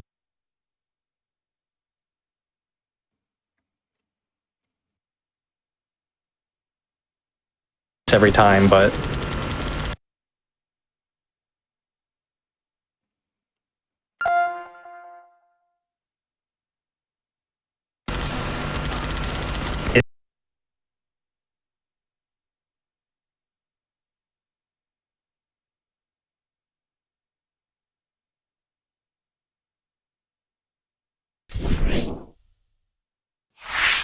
Hey, welcome back. We have had some technical difficulties. We've sorted them out. So sorry for the delay, guys, but we are back with some more Halo 2 with Zoo, and you guys get into it. Go. Let's see some more speedruns. All right. It wasn't my fault, I swear. No, I don't believe you. It's fine. That's quite a welcome party. So, I don't know where we left off, but basically, this is a hard level because enemies can one-shot you, and the driving lines are super precise. So we're gonna see what happens up here, because... Yeah. snipers. This is a pretty fun section coming up right here. This is a really brutal level. It just like knocks your internet out for 20 minutes. Oh yeah, definitely. You're fine. Suboptimal. There it is. Usually the Marines, they take the aggro from the snipers, but in that case, that didn't happen. Also, my Marine got sniped off, so that probably didn't help. There we go. It was at least a good showcase of what happens Yeah. when you get sniped. That's why the level is so hard, is you don't get the same spawns each time, and you can just, die instantly. But the same principle applies. Run past any enemy you can, because it's faster. If you end up dying, it's probably faster to revert and try again rather than clear all the enemies. So that's a very common recurring theme in this run, is see what you got, do what you can to make it through, adapt after you die. There are a if you number of die. Marines trapped in that building, Chief.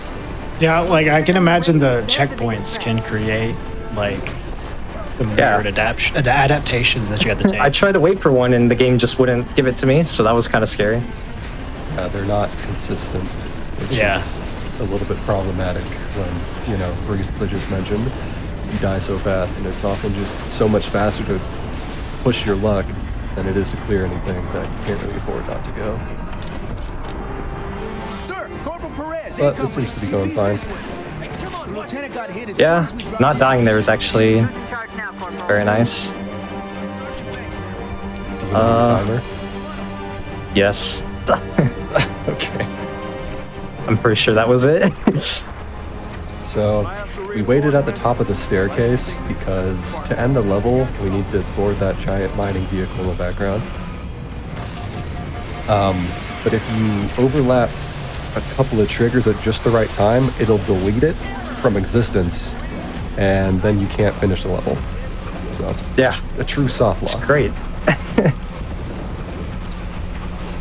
And you usually get like a checkpoint afterwards, so you either have to double revert or just reset. We're gonna board the Scarab early. Sit here for a checkpoint, hopefully. There Okay, we go. nice. Now nothing will go wrong.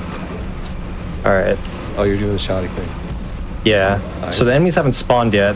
They'll spawn when the Scarab settles. What I'm gonna do is gonna do a shoddy cancel. I'm gonna take the lunge from the melee. Oh no, I didn't wait fast. long enough. So you have to wait at the back of the Scarab for like a second to spawn in the pilots. And you have to kill the pilots in order to end the mission. They're the only ones you have to kill. But you lunge at the enemy, cancel your melee, and shoot him as you're doing it. And you get your momentum carried to the end. And then the rocket launcher has like a high scariness factor, which will make the elites just want to melee at you. So you can take advantage of that by just sidestepping them and then hitting them in the back.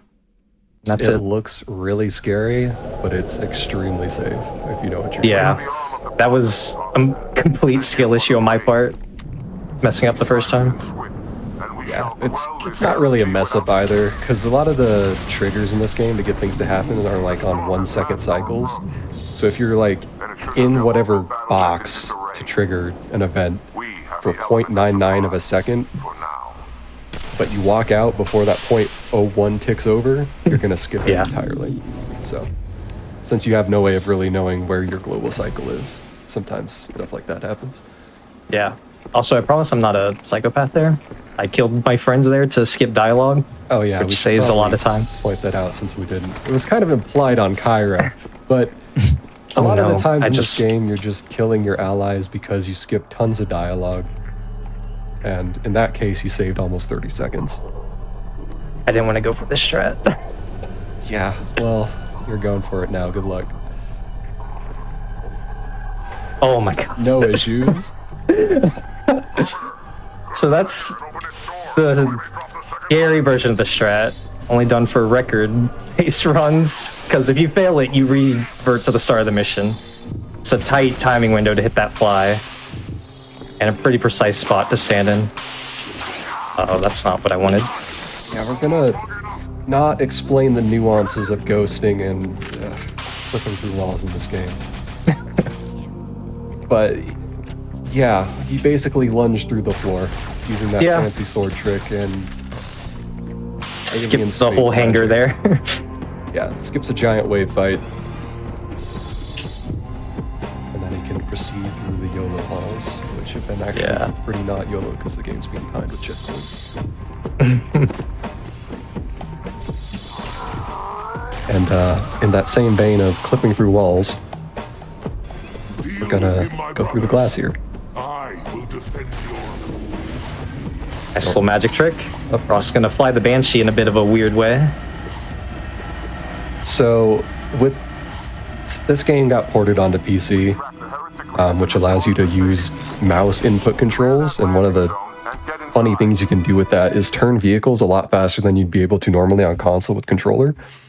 So you can like cancel one of the dodge animations in the Banshee and like boost your speed 10 times what you'd be able to do normally. Yeah, So it it's looks insane. funny, but it's so fast. Killer grunts there to skip more dialogue. Then we're gonna destroy all these flood bodies so they don't get revived later. We're gonna try to do a precise timing thing here. I'll wait until you get the dialogue cue.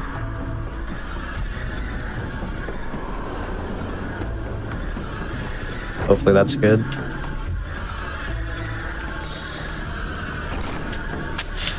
Nope. They chased me. Bummer. What we tried to do there is leave the room at a precise time, so where it puts this area behind that closed door in suspended animation, while also at the same time you're trying to start a dialogue sequence. It'll then skip that dialogue sequence entirely. But Yeah. didn't work out there. Saves several seconds. Yeah, now I we're can't just always gonna- get it. On kill these popcorn waves. This is what will open the door to the next section.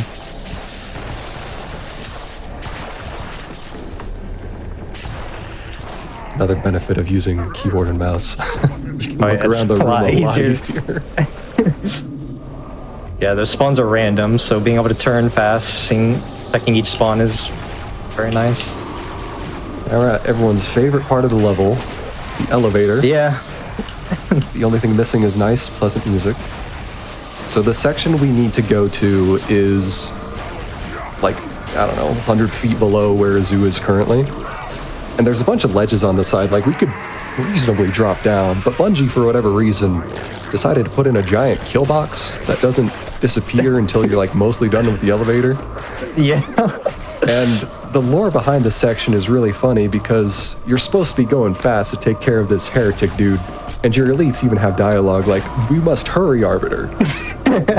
And we're trying, but they won't let us. We have to sit on this painfully slow elevator. And I it feel like also Halo- stops. Halo 2 is like a lot of these moments where you're just like very Oh, slowly yeah. waiting. Yeah, they're not so bad casually just because they usually serve as like a break point between all the action. But in a speedrun, when you skip pretty much everything, they feel a lot longer than they are. Yeah, and the speedrun for Halo 2 in particular is infamous for its auto-scrollers and how much you have to wait.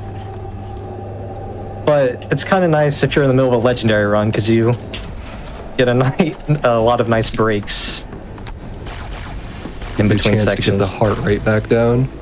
Yeah. The previous level's actually very, very spooky when you try to go really fast for like record contention where Zoo's at. So, Get a chance to catch your breath here.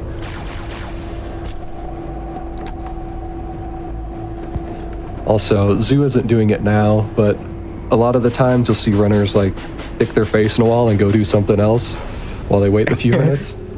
Yeah. The way this works is, for whatever reason, enemies can only see you in this game if your head is visible. Now, Arbiter has a gigantic long neck, so his head hitbox extends like far out from his body. So you can just walk into a wall, and then your head's inside the wall. And then enemies can't see you. Yeah. Can't see you, you can't see me. It makes sense. Exactly. So usually during normal speedruns, we just stick our head in this pillar and just wait there for 2.5 minutes. And we don't get shot at or anything. It's a really cheeky way to just survive in a lot of situations on ledge. We didn't really utilize it much in the speedrun because we didn't understand it. But now it's like, it's super niche survivability thing on Legendary. Really helpful in like regret boss fight. But anyway, our time on the elevator is almost up here, thankfully. Yeah, we're finally at the point where we can drop down. Scary box is going to be despawning right about now. Yep. I don't know how synced that was with stream, but anyway. Let me try that again. See, tactical revert, it is faster than walking. Yep. Very nice checkpoint. Now we're just clearing all these enemies as fast as possible, but in a specific order. Oh, I just realized I don't. You're fine. That order is to avoid having extra enemy spawns to slow us down. And as a reward for all of our hard work on the elevator, we have another waiting section.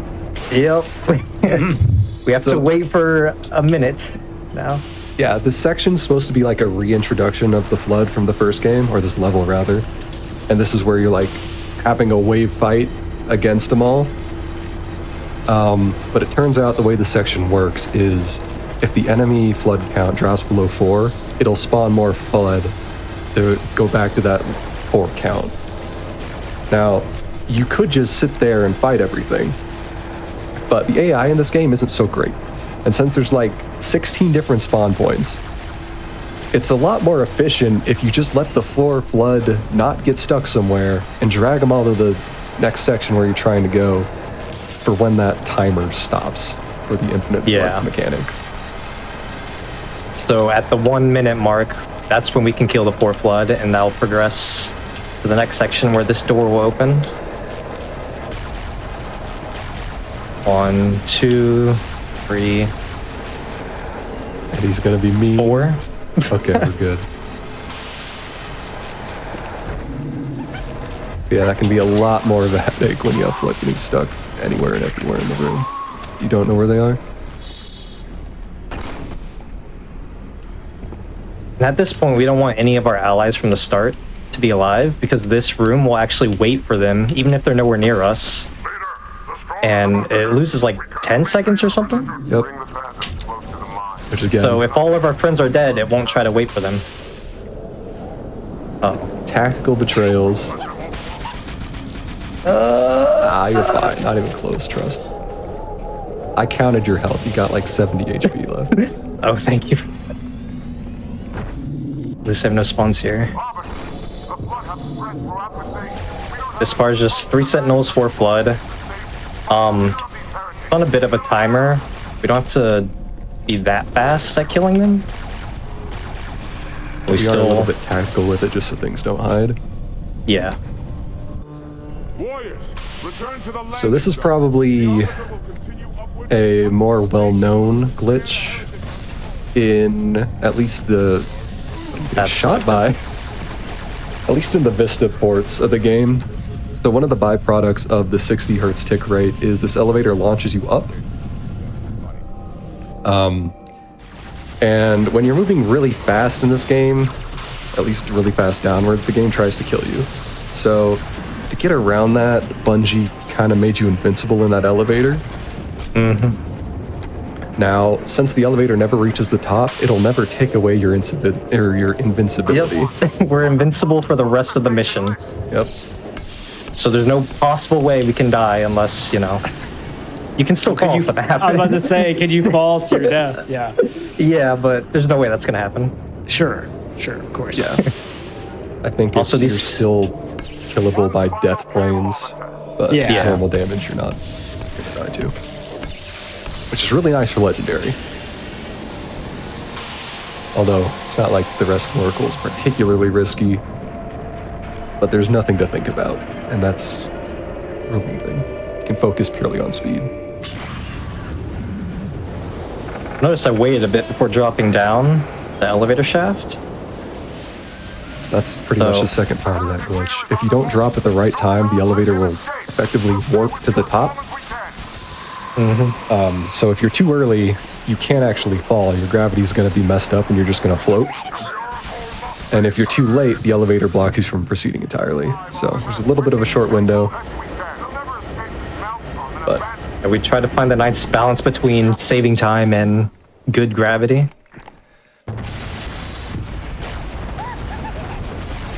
Here I go out of my way to kill a flood and a sentinel, and that will spawn these sentinels in this conveyor room.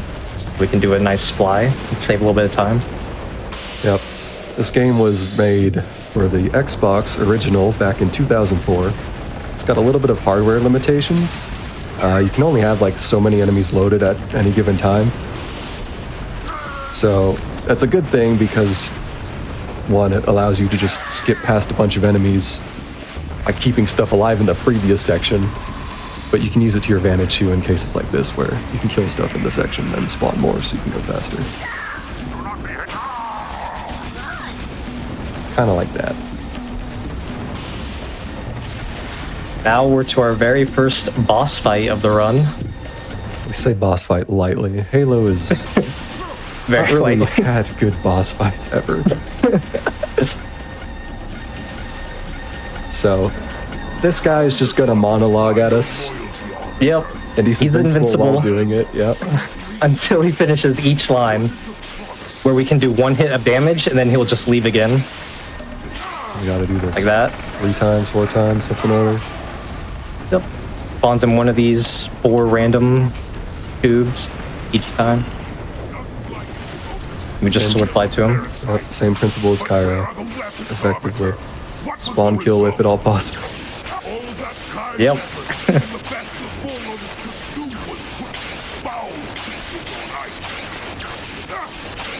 Finish, so now he's hurt. This heretic leader can also just get stuck and break the fight, and you have to wait like a minute for soft lock prevention. So we're doing our quote-unquote killing of him after he finishes each line in a very particular way, so that doesn't happen.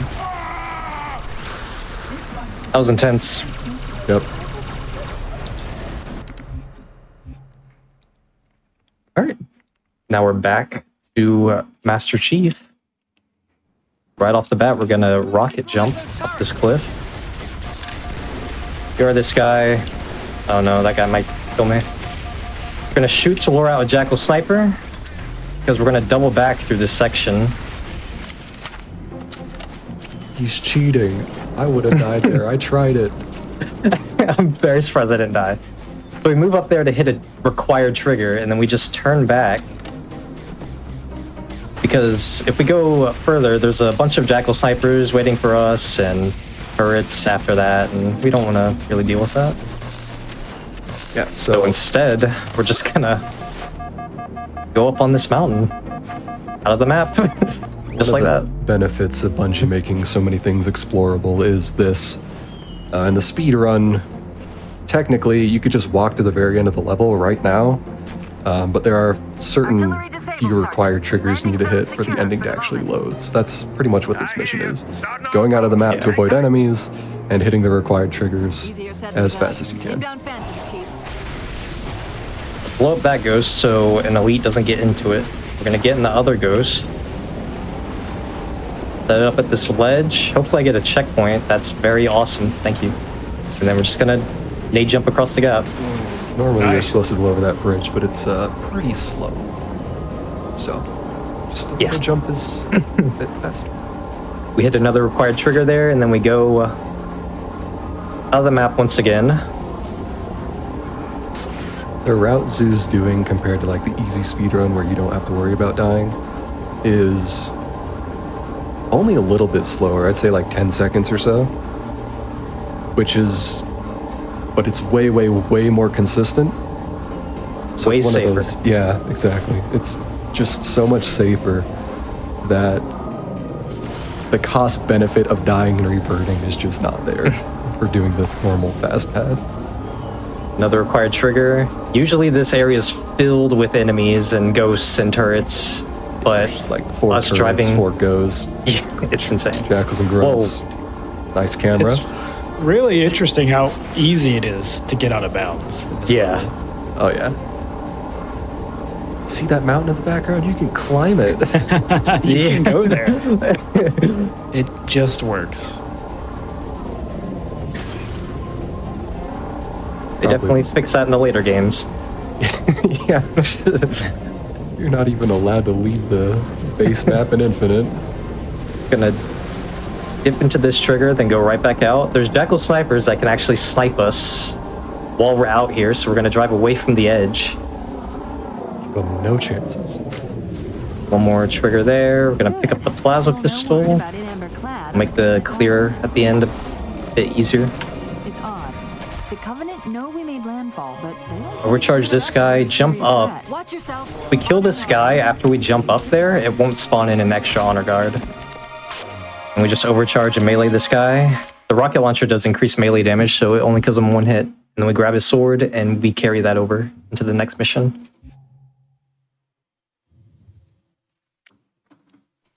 So, Regret is probably one of the flashiest levels in the run, but it's also very painful to play because doing it fast is both hard and kind of RG heavy. Yeah, and it's very punishing. But right now there's 5 jackal snipers, and we're trying to kill all of them. And they're not playing nice. Okay. Once we do, we please. should get a check. Okay, Okay. we're gonna hit this trigger, walk back onto this gondola that we're not supposed to be on yet. Oh, he still had his sniper. They were all looking at you, wondering what you were doing. I'm so used to them all dropping their snipers that I just didn't even Yeah. think about it. Usually with my sword out, after I spawn them in, they get scared, so they just drop their snipes and run away, but that didn't happen that time. You're showing the kids at home what it's like to truly embrace all 9 jackal snipers at the starting section here. Yeah, intentional death. Well, that's So. not good. It's not that bad. So as you mentioned, we're kind of setting up for a trick here. We're being very deliberate with how we're trying to overlap certain level events to save a bunch of time later. It's kind of hard to explain because how it technically works is basically 17 and a half paragraphs of garbage that's not really important. So, in short, we're gonna tell the game to send us gondola in 2 different directions, and it's gonna send us I flying. don't want to give away my position, so I'm rerouting a few stragglers back to you. Streamer, you didn't I shoot. apologize. These pelicans are all the support you're gonna get. Understood, ma'am. You know, I think the Forerunners built these new structures around the old. Oh, Go Thank hard God left, for you that got it. checkpoint. oh, Go hard left. Yeah. Okay, so yeah, that's what we were trying to do. I need to make a That lead was in a bad spot. We need to kill him at a very specific point in the dialogue. And usually he doesn't... You want him out in the open so you can just snipe him easily while you're set up. But he kind of hid from me, so I had to get out of my setup There's a submerged in order to kill him at the correct time. do you usually have a checkpoint there? Looks like we're No. going down. Okay. 50-50. Okay. I was very blessed with that checkpoint. Yeah. It kind of It's very nice when you get it, though. So, for the kids at home, that giant lake we were going across slowly on that gondola, that's what we just flew across.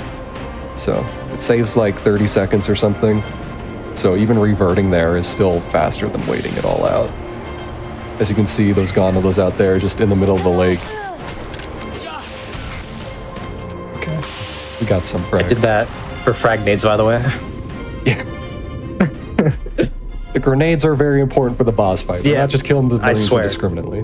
It's worth it, trust me. From regret to carrier to something called high charity. This is one of those waiting sections, but it's really not that bad because there are Joels. We can go Joel spotting. Yeah, look at that. A spinning fish. So exciting. If you're lucky, one can even come into the elevator gondola with you. You will be blessed by Joel. If you do not know what Joel is, be thankful you're not someone that lives on Twitch.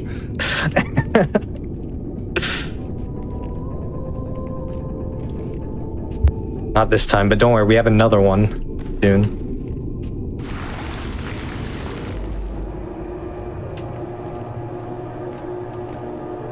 So now we're to the underwater bits. None of the enemies in this entire section are required to be dead to progress, so we're just going to try to skip them using sword tricks. Yep. We're going to pray we don't get sniped here. This section is usually pretty brutal casually, but if you just walk along the side here, it should be good every time. Just gonna jump over the hunters, no big... Oh! Sniped in the back. No, That's... That's... Okay.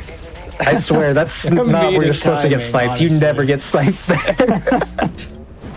That's insane. Shout outs to Halo All right. 2. Yeah. Well, shut my mouth real quick. Uh-oh. Again, one of those sections where it's just going fast. It's so much faster than trying to deal with everything else. And we also skip a few enemies along the way by leaving other things load. It's now elevator part 2. Try for more Joels. Hey, Zoo, you want to show off new graphics here?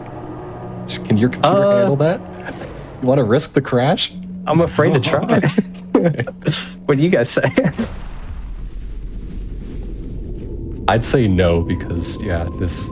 Yeah, I don't trust my computer. I'm sorry. Well, and it's not even the computer. It's Yeah, just this game's not optimized for PC.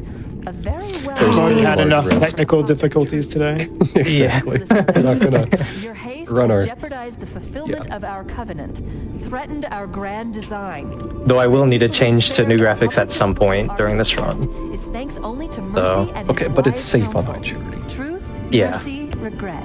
Three Hoping no hierarchs. funnies happen Guilt there. and regret should shake up the covenant leadership. But frankly, it sounds like you might be doing truth a favor. So lore-wise, we're gonna go punch an old man in the face. Several times, actually. That is this level.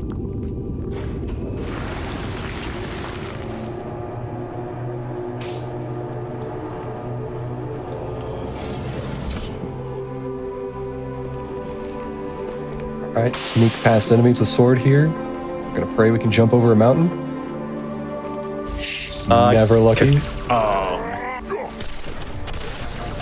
Sometimes the enemies can line up where you can just literally jump over the mountain. It's Yeah. not that big a Weird, time this save, but it mountain. looks cool. Unfortunate. But I'm glad I didn't die. Yep. Gonna pick up some rockets. There'll be 2 banshees that will spawn once this gondola starts going. So far, so good. We're approaching the Also main gonna wait temple here now. for another checkpoint. After that, I'm as close to the library He's as I really can cool. get. He's gonna There's launch some the sort end of using a barrier. banshee. We're trying to find a way around it. Yeah, You know the setup, unfortunately, I'm right? not. It's not free. cool enough for that. Yeah, that's why it's only in segmented. Exactly. It's free.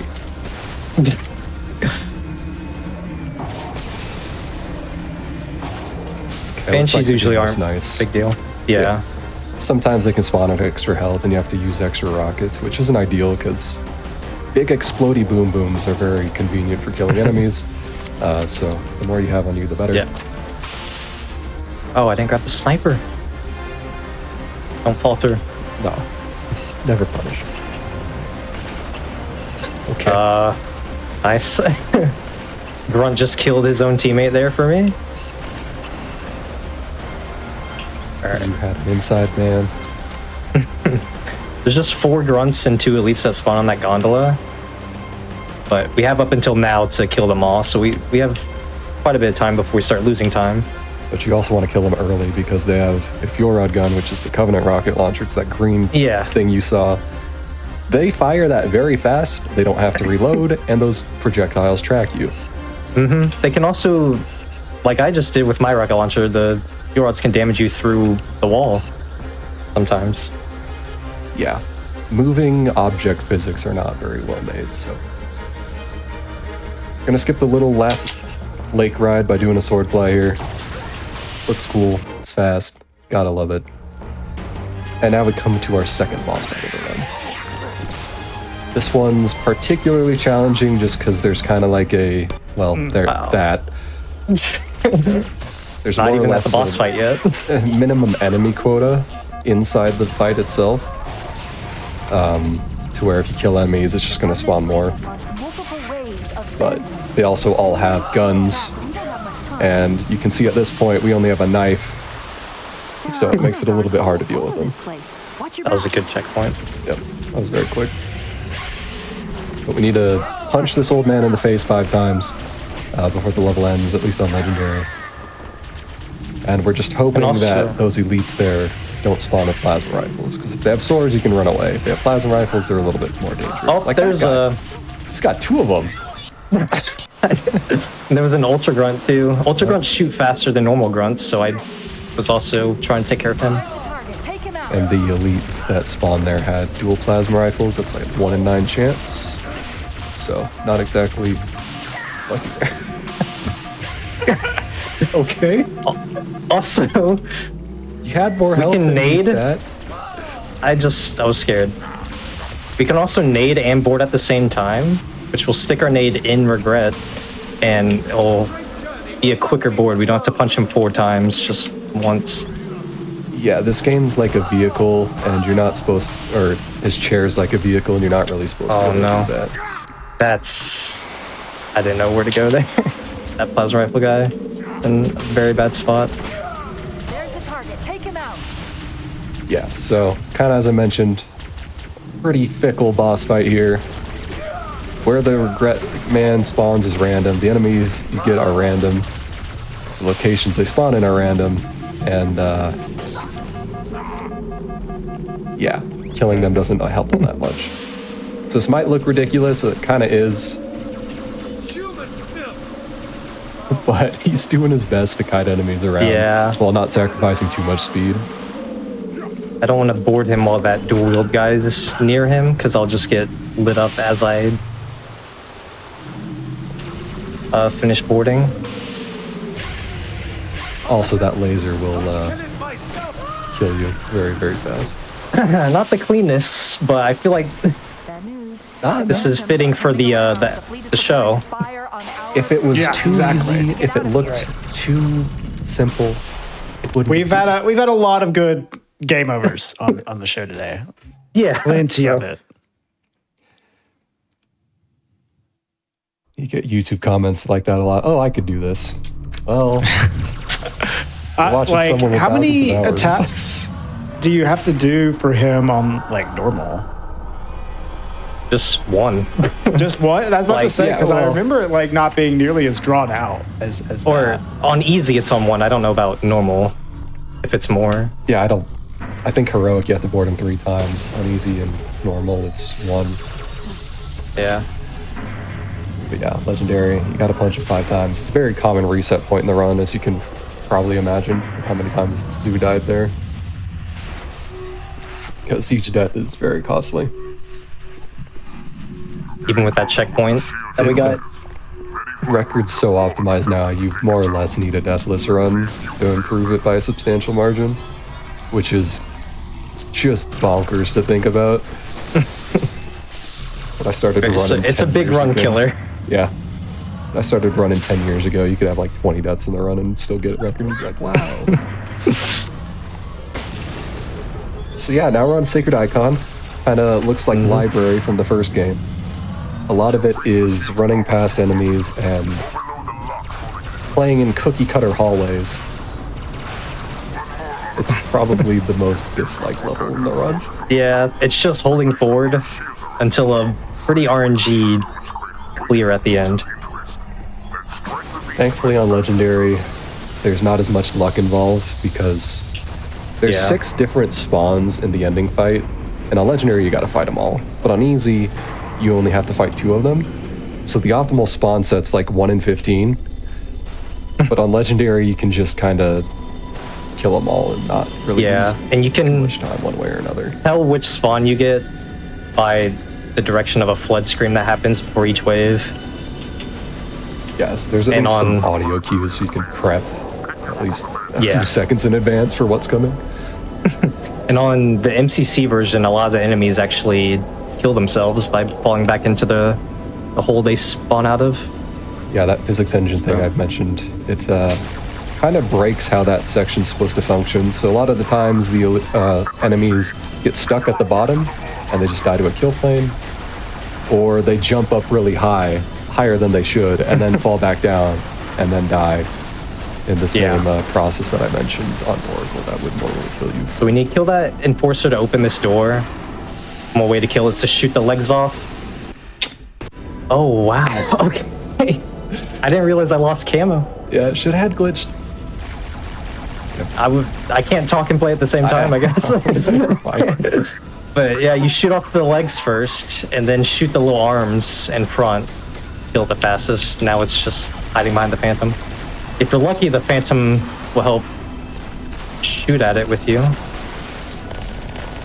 Try this again. You did it, wow. There we go. Fun fact about that Enforcer, like, obviously we have enough time to kill it fast, but we didn't know there was a crit point, if you want to call it that, where it takes increased damage for, like, years. And it's just the face. There's no visual feedback, so, you know. Hope we get a checkpoint here. I sure hope so. Nice. Hey. Very These generous. holes are... yeah. Probably gonna need it. These holes are infamous for Yeah, how rude they can be. if the flood spawn with shotguns, they can basically just snipe you from across the map, and there's nothing you can do about it.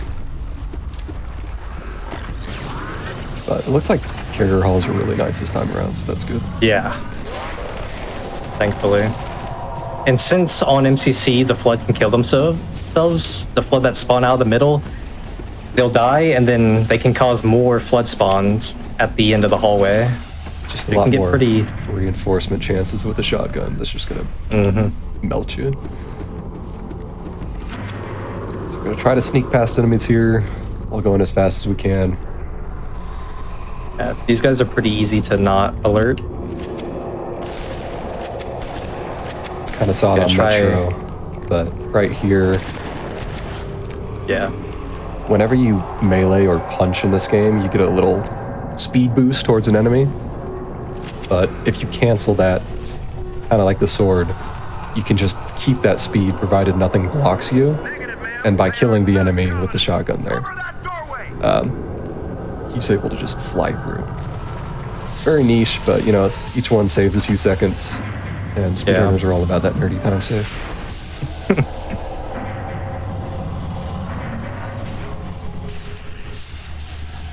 There's another fun section. I say fun lightly. These tubes, you move down them really fast, so it's kind of the same as Oracle, where you would die normally, so Lunge makes you invincible in them. But they didn't extend that invincibility to the bottom of the tube here, so you can just fall out of the tube and die. Yeah.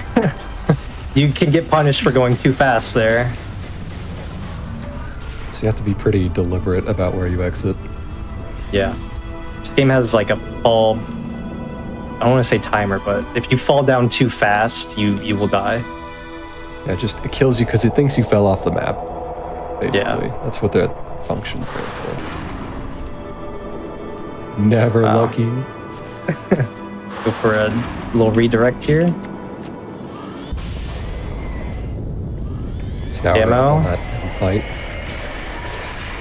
Is it going to be here nice there- on the entry?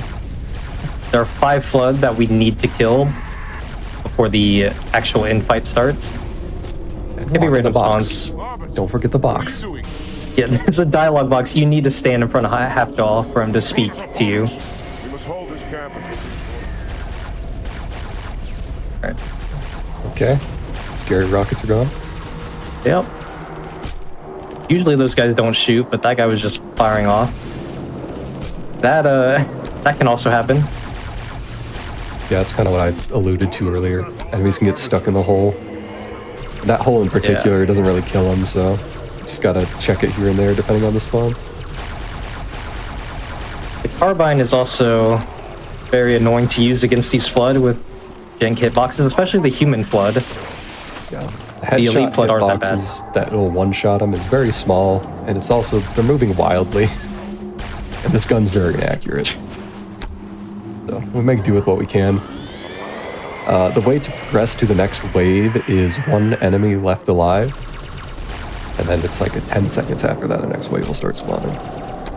So, at least from a speedrunning standpoint, you really need to have some good awareness in knowing what wave you're going to have spawning, the flood that are spawning with said wave, and how to kill them as fast as possible. Zoo's pretty good at that.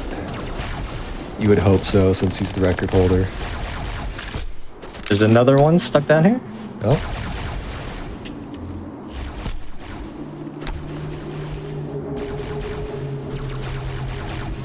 Also, the amount of allies you get in this fight is pretty random. This game's being really nice. It's giving them like 4 extra dinosaurs. Sometimes you get none, and you just get Halfjaw running around with the sword, and it's not very Doing helpful. nothing. Good carbine. accuracy. Doing its best there. Should be the last one. I'm almost out of ammo. Okay, you got the front wave blast, right? I say Yeah, that as they but- can spawn with shotguns, you know. Oh, he was the last one. I think we're good. Alright, so now we just wait. So for the level to actually end, our teammates need to not be in combat. So we need to get rid of all these popcorn and carriers that are nearby. Yeah, the level end, one of the contingencies for it is the fight has to be won, whatever that means. But as long as our teammates aren't shooting, typically it'll end pretty quickly. Yeah. Oh boy, quarantine zone, my favorite. This is also like a silent run killer, almost. Or in my case, a very loud run killer. This mission can be very mean to you for no reason. Rocket flood, or blood spawns in general. Yeah, there's a lot of just instant deaths that can happen here. They're Coming up, usually there's this- avoidable. There's this pelican right here. Yeah, that will you see fire it? those missiles. They Kill can it. fire that at you. There's also, it's carrying a tank. There's someone in that tank. So we camo here so the tank doesn't snipe us from the back of that pelican. It's very unforgiving. Sometimes, yeah, you can see it shoot at that wraith right there. This is one of those Sometimes they'll shoot me levels- up here. Sometimes you get shot by the just- wraith here too. Jinx Yeah, it? it's just, Nope, we're good. You can kind of see at this point, you're not really supposed to be taking a vehicle throughout this level. It's not exactly drivable, but it's just drivable enough for some really determined people to get through here quickly. I was waiting to see if you did the dialogue or the spawns here. oh, I got it. got it, nice. Sloppy driving, but So what I mentioned many, many moons ago on Arbiter, he passed through the triggers when they weren't checking, so it skips a bunch of enemies. So we can use that to our advantage, it's just very hard. yeah, usually there's a whole bunch of enemies here. Rocket flood, sniper flood. Shotgun but- flood, oh my. Yeah. Oh, there is the sniper flood. So he just got sniped there, which is a good showcase of just how awful this level can be.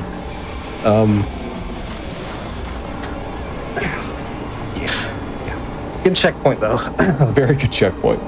So if he hadn't gotten that spawn skip that he did, it's likely his checkpoint would have been like a minute further back. Which would have killed a record pace run, most likely.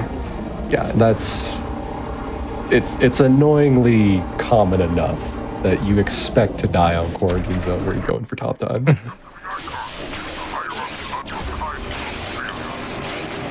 Here we're gonna kill our friends just so they don't mess with the flood that will board this gondola soon. Yeah, so to get to the end of the level as fast as possible, we need to do a sword fly. But the flood aren't very smart, and they can they can jump off the map while trying to punch at the elites. And your elites don't have AI because you did this level so fast. So it's for the greater good. It's in the name of speed. Yeah. And we're gonna hang in this little spot at the top of the gondola where the enemies won't see us at all, so we can just chill here for this entire ride, which is like roughly 5 minutes. This is what we call the bathroom. Yeah, Snack it's a pretty break. long one. Do you mind if I do any announcements here during Yeah, this go for it. portion? Go ahead. All right. So if you guys have missed out on any of our shows or events, be sure to check out the VODs on youtube.com/gamesdonequick. Your subs, Prime Gaming subs, gift subs, and bits cheered on the GDQ Twitch channel help support Games Done Quick Hotfix. If you enjoy watching speedruns, consider subscribing to the channel to get access to our emotes and chat with other subscribers during our replays. You can also go to gamesdonequick.com/hotfix to check out our Season 4 schedule and check out the schedule for an in-depth look at this week's runs.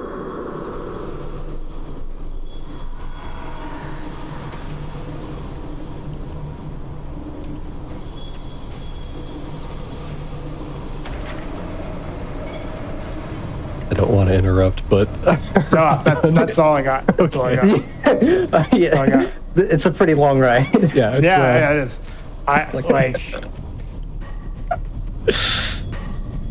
I got some. Hold on. We got Okay. some interview questions. Okay, I was prepared for this ride. Okay. Zoo's ready. All right, Zoo. So, question number 1, Zoo. How long have you been speedrunning for, man? I did my first speedrun September 2020. Oh, really? So, Yeah, so a little over 4 years now. just recently, my 4-year anniversary. I was watching speedruns for like a few years before that. I started off with Mr. Monopoly. I'm sure you might know who that is. And shortly after, actually, Kryphin. I was watching him since 2017. I raised this boy. Rypin was the guy that I watched for Halo 2 runs back in the day. Yeah. Good times. Yeah, except now I'm retired. My name's Mokan. Yeah. Times change. Yeah. Okay. All right. Question number 2. Do you run any games other than Halo? Or is it just Halo for you? There was that brief stint with the that one Moist Critical challenge. Oh, Where you really? did- You did one of those? I did a muck runner for a little bit. Oh, man, that game. That's the only other game other than Halo that I've ran, quote unquote, ran. It was a fun game though. I love Was the it? Muck Runner memes. I mean, it was fun to make fun of. It was fun. Sure. It was a fun experience in the speedrunning circles at the time. Yeah. Yeah. Okay. Number 3. Are there any other games that you would like to speedrun, but you haven't really got the chance to?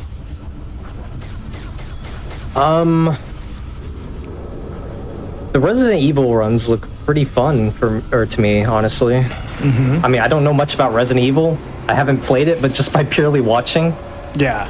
Also, Dark Souls Maybe not speedruns per se, but Yeah. challenge runs maybe? I Yeah. did my first playthrough of Dark Souls Remastered like pretty recently, and I had a lot of fun with it. Yeah, that's the game that I am familiar with. I've done a few Resident Evil runs, but not that many. Yeah, they seem kind of brutal too. Some of them are. Is that okay? Are we off? Are we done? Yes, Kinda. we're finally. Okay. All right, interview section over. Thank you so much, dude. All right. Thank you. One of the nice So parts about now- QZ is you can mentally prepare for what's coming. Yeah, very nice break for this mission coming up. Probably the most notorious mission in Halo 2. Yeah. A legendary Start who off died getting in shot first at. half a second. If you're not you can prepped. kill those brutes, the better. You start off with no shields, right? Or Yep. half shields. Just So that's weakened. added bonus. Demon has infiltrated the So- council chamber. In the interest of saving time and reducing our chance of death, we're going to skip as many enemies in this room as possible. And the way this works is you line up in like a very precise spot in the middle of the room where it effectively thinks you're outside the room because the volume trigger checks or whatever you want to call them, they don't think you're inside any of them, so it just ignores spawning extra enemies. And he's skipping like, I don't know how many. It's like like two waves brutes worth. and Watch out for the captain. It's 4 got a grunts blast each wave he skips. There's like 4 skipped waves, something like that. So it's a ton of extra enemies. It can easily add minutes, can easily kill you if you don't skip them. Yeah. And on top of that, we only have these 2 weapons pretty much, which aren't known for being. Not very good. I was gonna say, what are you doing? He's right next to you. I was talking. I know, I'm joking. Completely realized. Just looking at your radar, Forgot. like, Sue. Yeah. My bad. But we intentionally keep this last guy alive because we have a very short window to get into the spot to skip more waves. Yeah, you only have a 2-second window, so just leaving that guy alive and being able to set up here is significantly faster than dealing with 2 extra waves of enemies. Put Glad me I down on didn't one of the throw there. pedestals near the door. Nah, you had a checkpoint. It's short. And I'm low on carbine ammo, so I'm gonna double back and get this other brute. Their spawns are random, whether or not they spawn both on your side or both on the other side or split. I stay in the network. Here, for the sake of getting a checkpoint and consistency, we're just gonna pretty much kill all the enemies in this room and hope that the carbine works with us. Neat thing about this game is if there are 2 brutes and one of their buddies die, the other one just goes berserk. They don't shoot at you. And their AI is not very good Right this either, so you way. can like jump Yeah. on a tiny ledge and they just can't kill you at all. So we're also going to use that with these next 2 pairs of brutes, hopefully. If the gun works. Uh-oh. He's just hiding. Oh! He's behind me. Okay. So we have 2 berserking brutes. No everything's ammo, good. Rip. Dodge the sniper. And we're good. I intentionally keep that second brute alive, because otherwise that These can guys happen. spawn. So one of the Yeah, monkeys if you jumps kill- off the map. Yeah. If both monkeys are dead and you kill all those grunts and jackals down there, then it'll spawn an extra wave of brutes right in front of your face.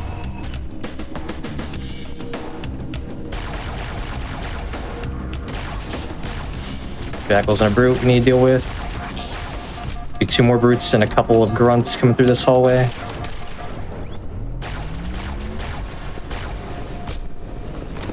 Wait a minute. I'm reading marine Easy. iron Next will be responders. Signals 6 are grunts, originating 2 somewhere brutes. below your position. If we wanted to go really fast, we could just sneak past all these guys, but we want to consistently get a checkpoint for the skip that's coming up. Skip coming up is it's mean, to say the least. Yeah. Probably notorious for being the meanest skip in the speedrun. It made me not like running this game anymore. Yeah, probably made lots of people quit speedrunning this game. So, gonna stun this guy, Jump in. dance around him, have him punch us into this lift. Oh, he shot. Yeah, that's... he alerted 2 other brutes down there that are usually just not paying attention, but since he shot, he alerted them onto me, and they shot me out of the lift. Okay. Okay, you're fine now. So I joked, but we have a lot more backup strategies to make this trick work in recent years, and that's one of them. It used to be a lot more mean, but second try is pretty good. Yeah. Trick called butterflying, by the way. By meleeing and jumping, you can just fly with an enemy, essentially. And with that, we skip the entire prison section. It's like 2-3 minutes saved on Legendary. It's really a big time save. I'm So trying you to go just- for a check. Oh, you're going for checkpoint? Okay. So Yeah. he could have failed like that trick 7 times or something and still would have been faster than trying to save all the Marines. The no scope going in your campaign montage. Somebody clip that. Alright, nice. This fly coming up is the most brutal fly in the game. Yeah. So normally you wouldn't have a checkpoint there, and you would have gone faster through there. But it's very easy to just get sniped because, you know, Yeah. snipers are mean. There are like 3 jackal snipers in that section. And, you know, the more you miss your flies, the longer they have to aggro onto you and shoot you. Or even if you do hit your fly Yeah, first try. Even if you're just instantly fast, you can die because Legendary, Yeah. and your revert's like 30 seconds behind you. I guess they never expected a hostile intelligence to penetrate their network from the inside. But the second part of this level is very satisfying. It's a lot of sword tricks. Yeah. It's a very high skill ceiling thing. Lots of enemies in this room that we can just fly through, not even get shot at. Fast is safe. Oh, maybe I'll just get another one. Yeah, dude, you're fine. Like 2 seconds out of the way to get everyone. Yeah.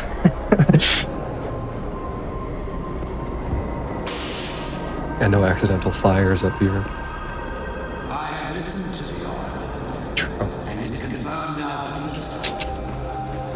Fly as soon as he spawns, save a few seconds.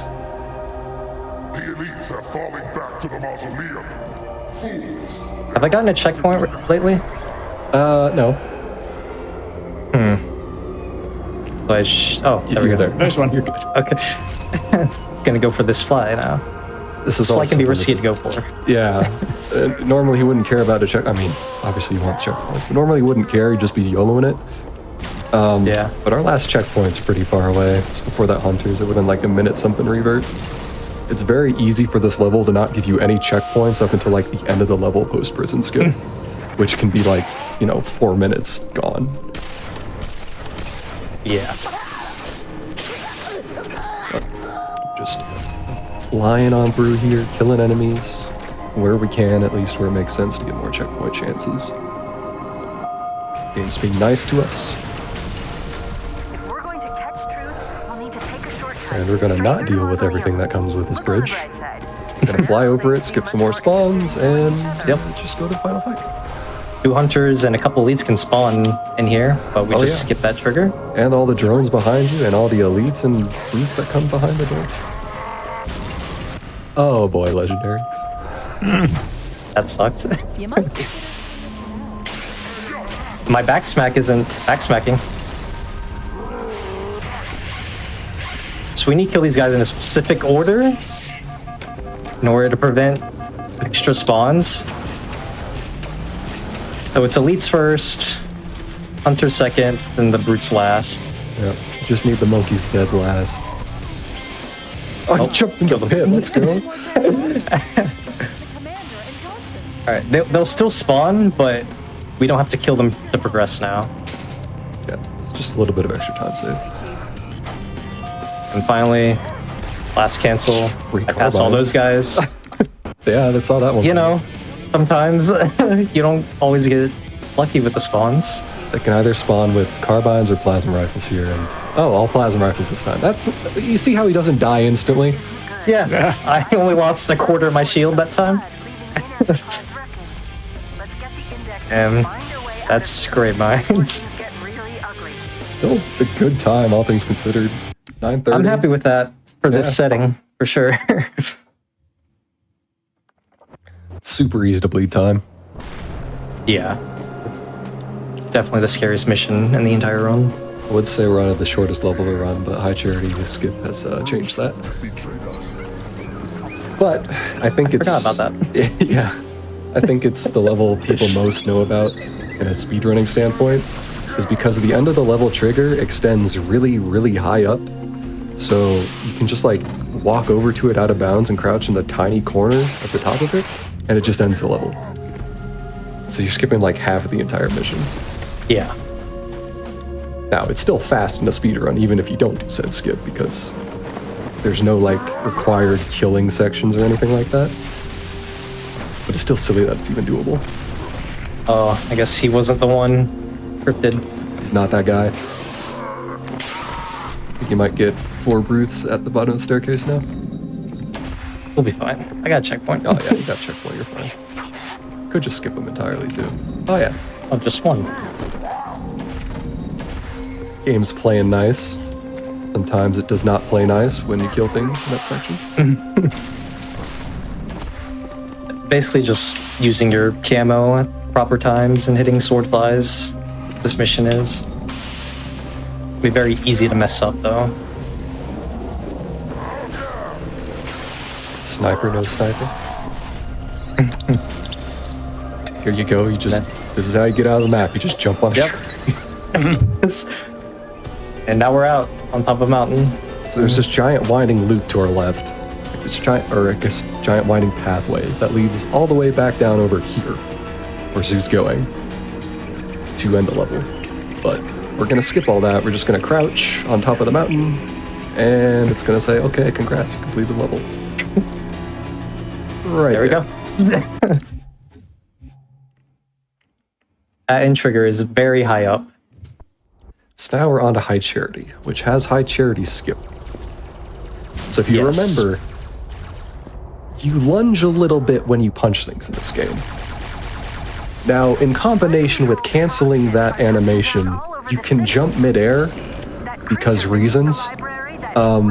So we can use that to our advantage and do that action repeatedly, as you'll see coming up.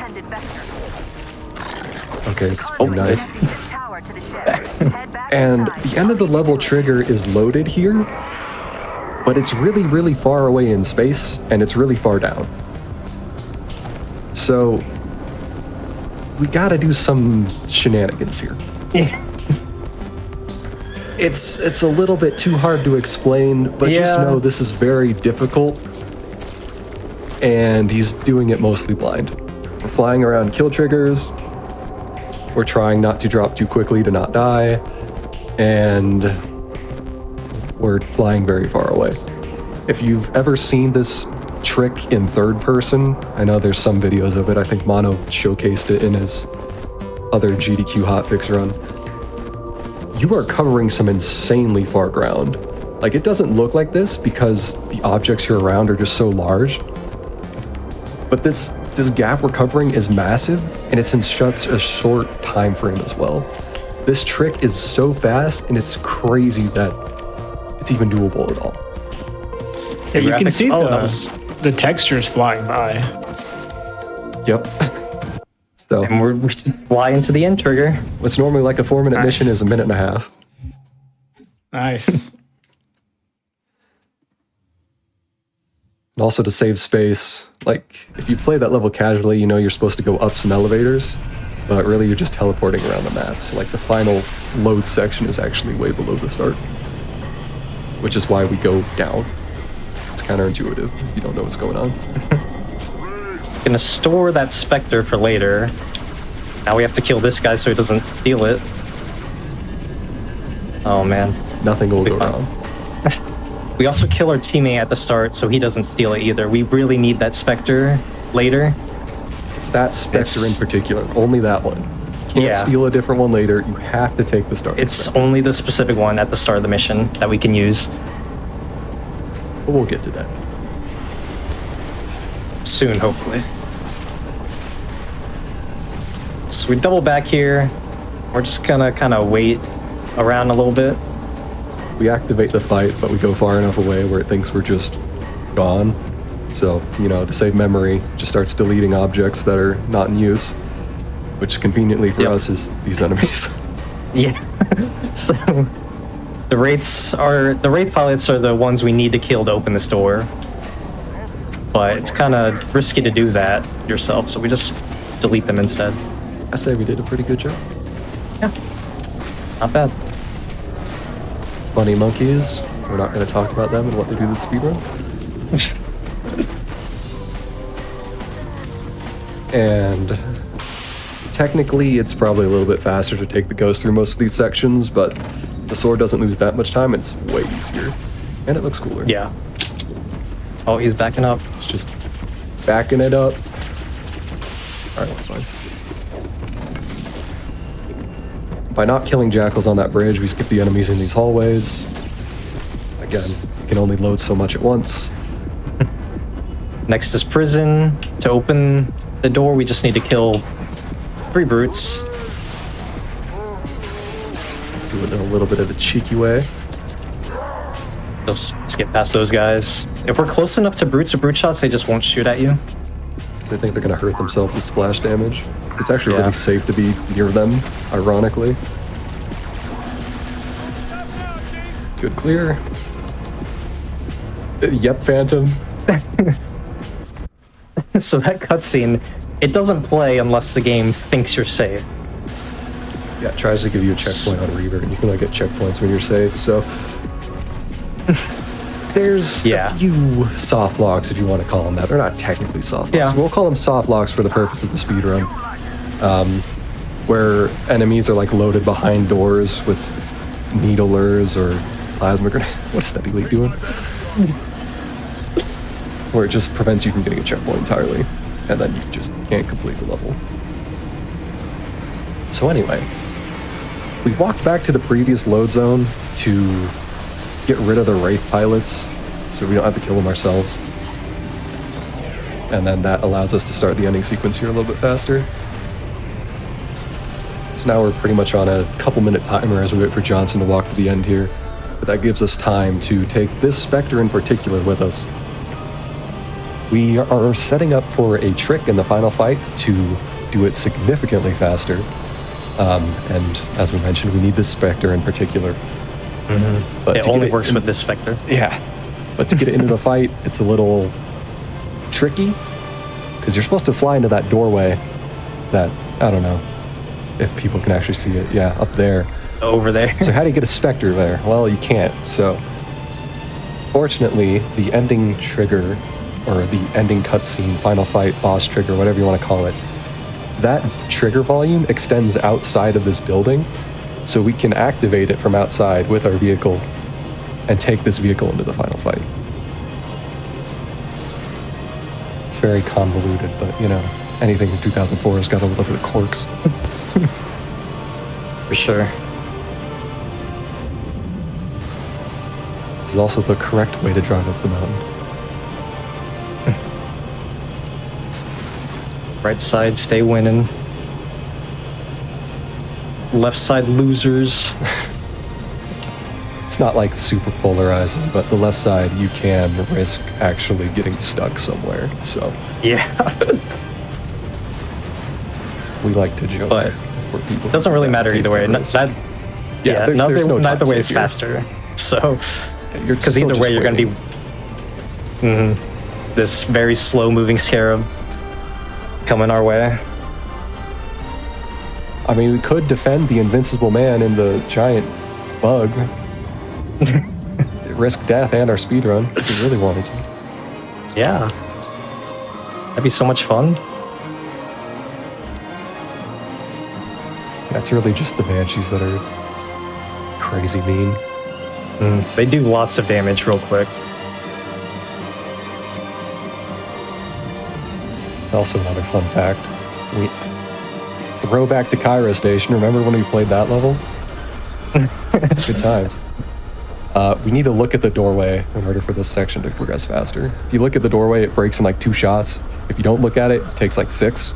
So That's crazy. yeah, I didn't even know that. Wanted you to know what's going on. Stay clear of the door. Hey, bastard! He said the line.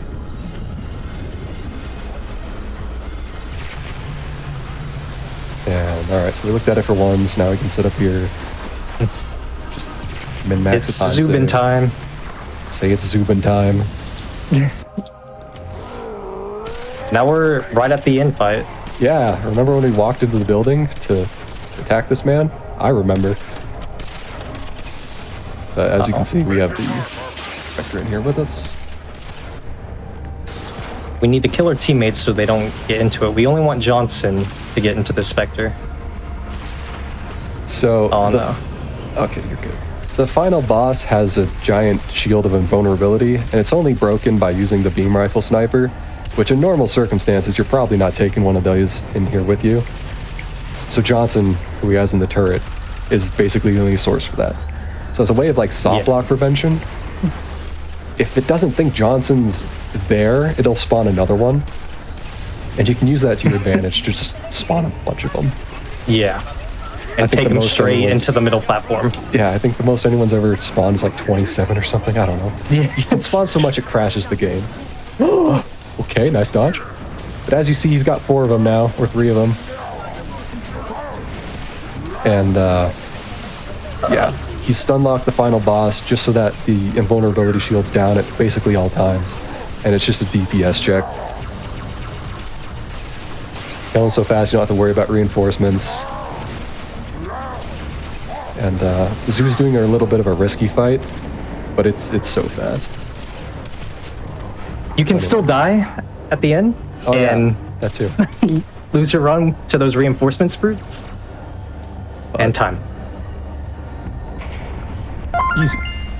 Nice. That's Halo 2 Legendary. I think it was a good mix of speed and showing just how brutal it could be. Yeah, definitely. Yeah. Lots of game overs there. Yeah, that was a sweet run, and I'm glad. Like, as much as I would like to see like a really like super optimized run, it's cool to see just how brutal this game can be on For Legendary. Like that is the one thing I remember the most about trying to play this campaign on higher difficulty was that like, no, I actually don't want to do this. It is way too hard.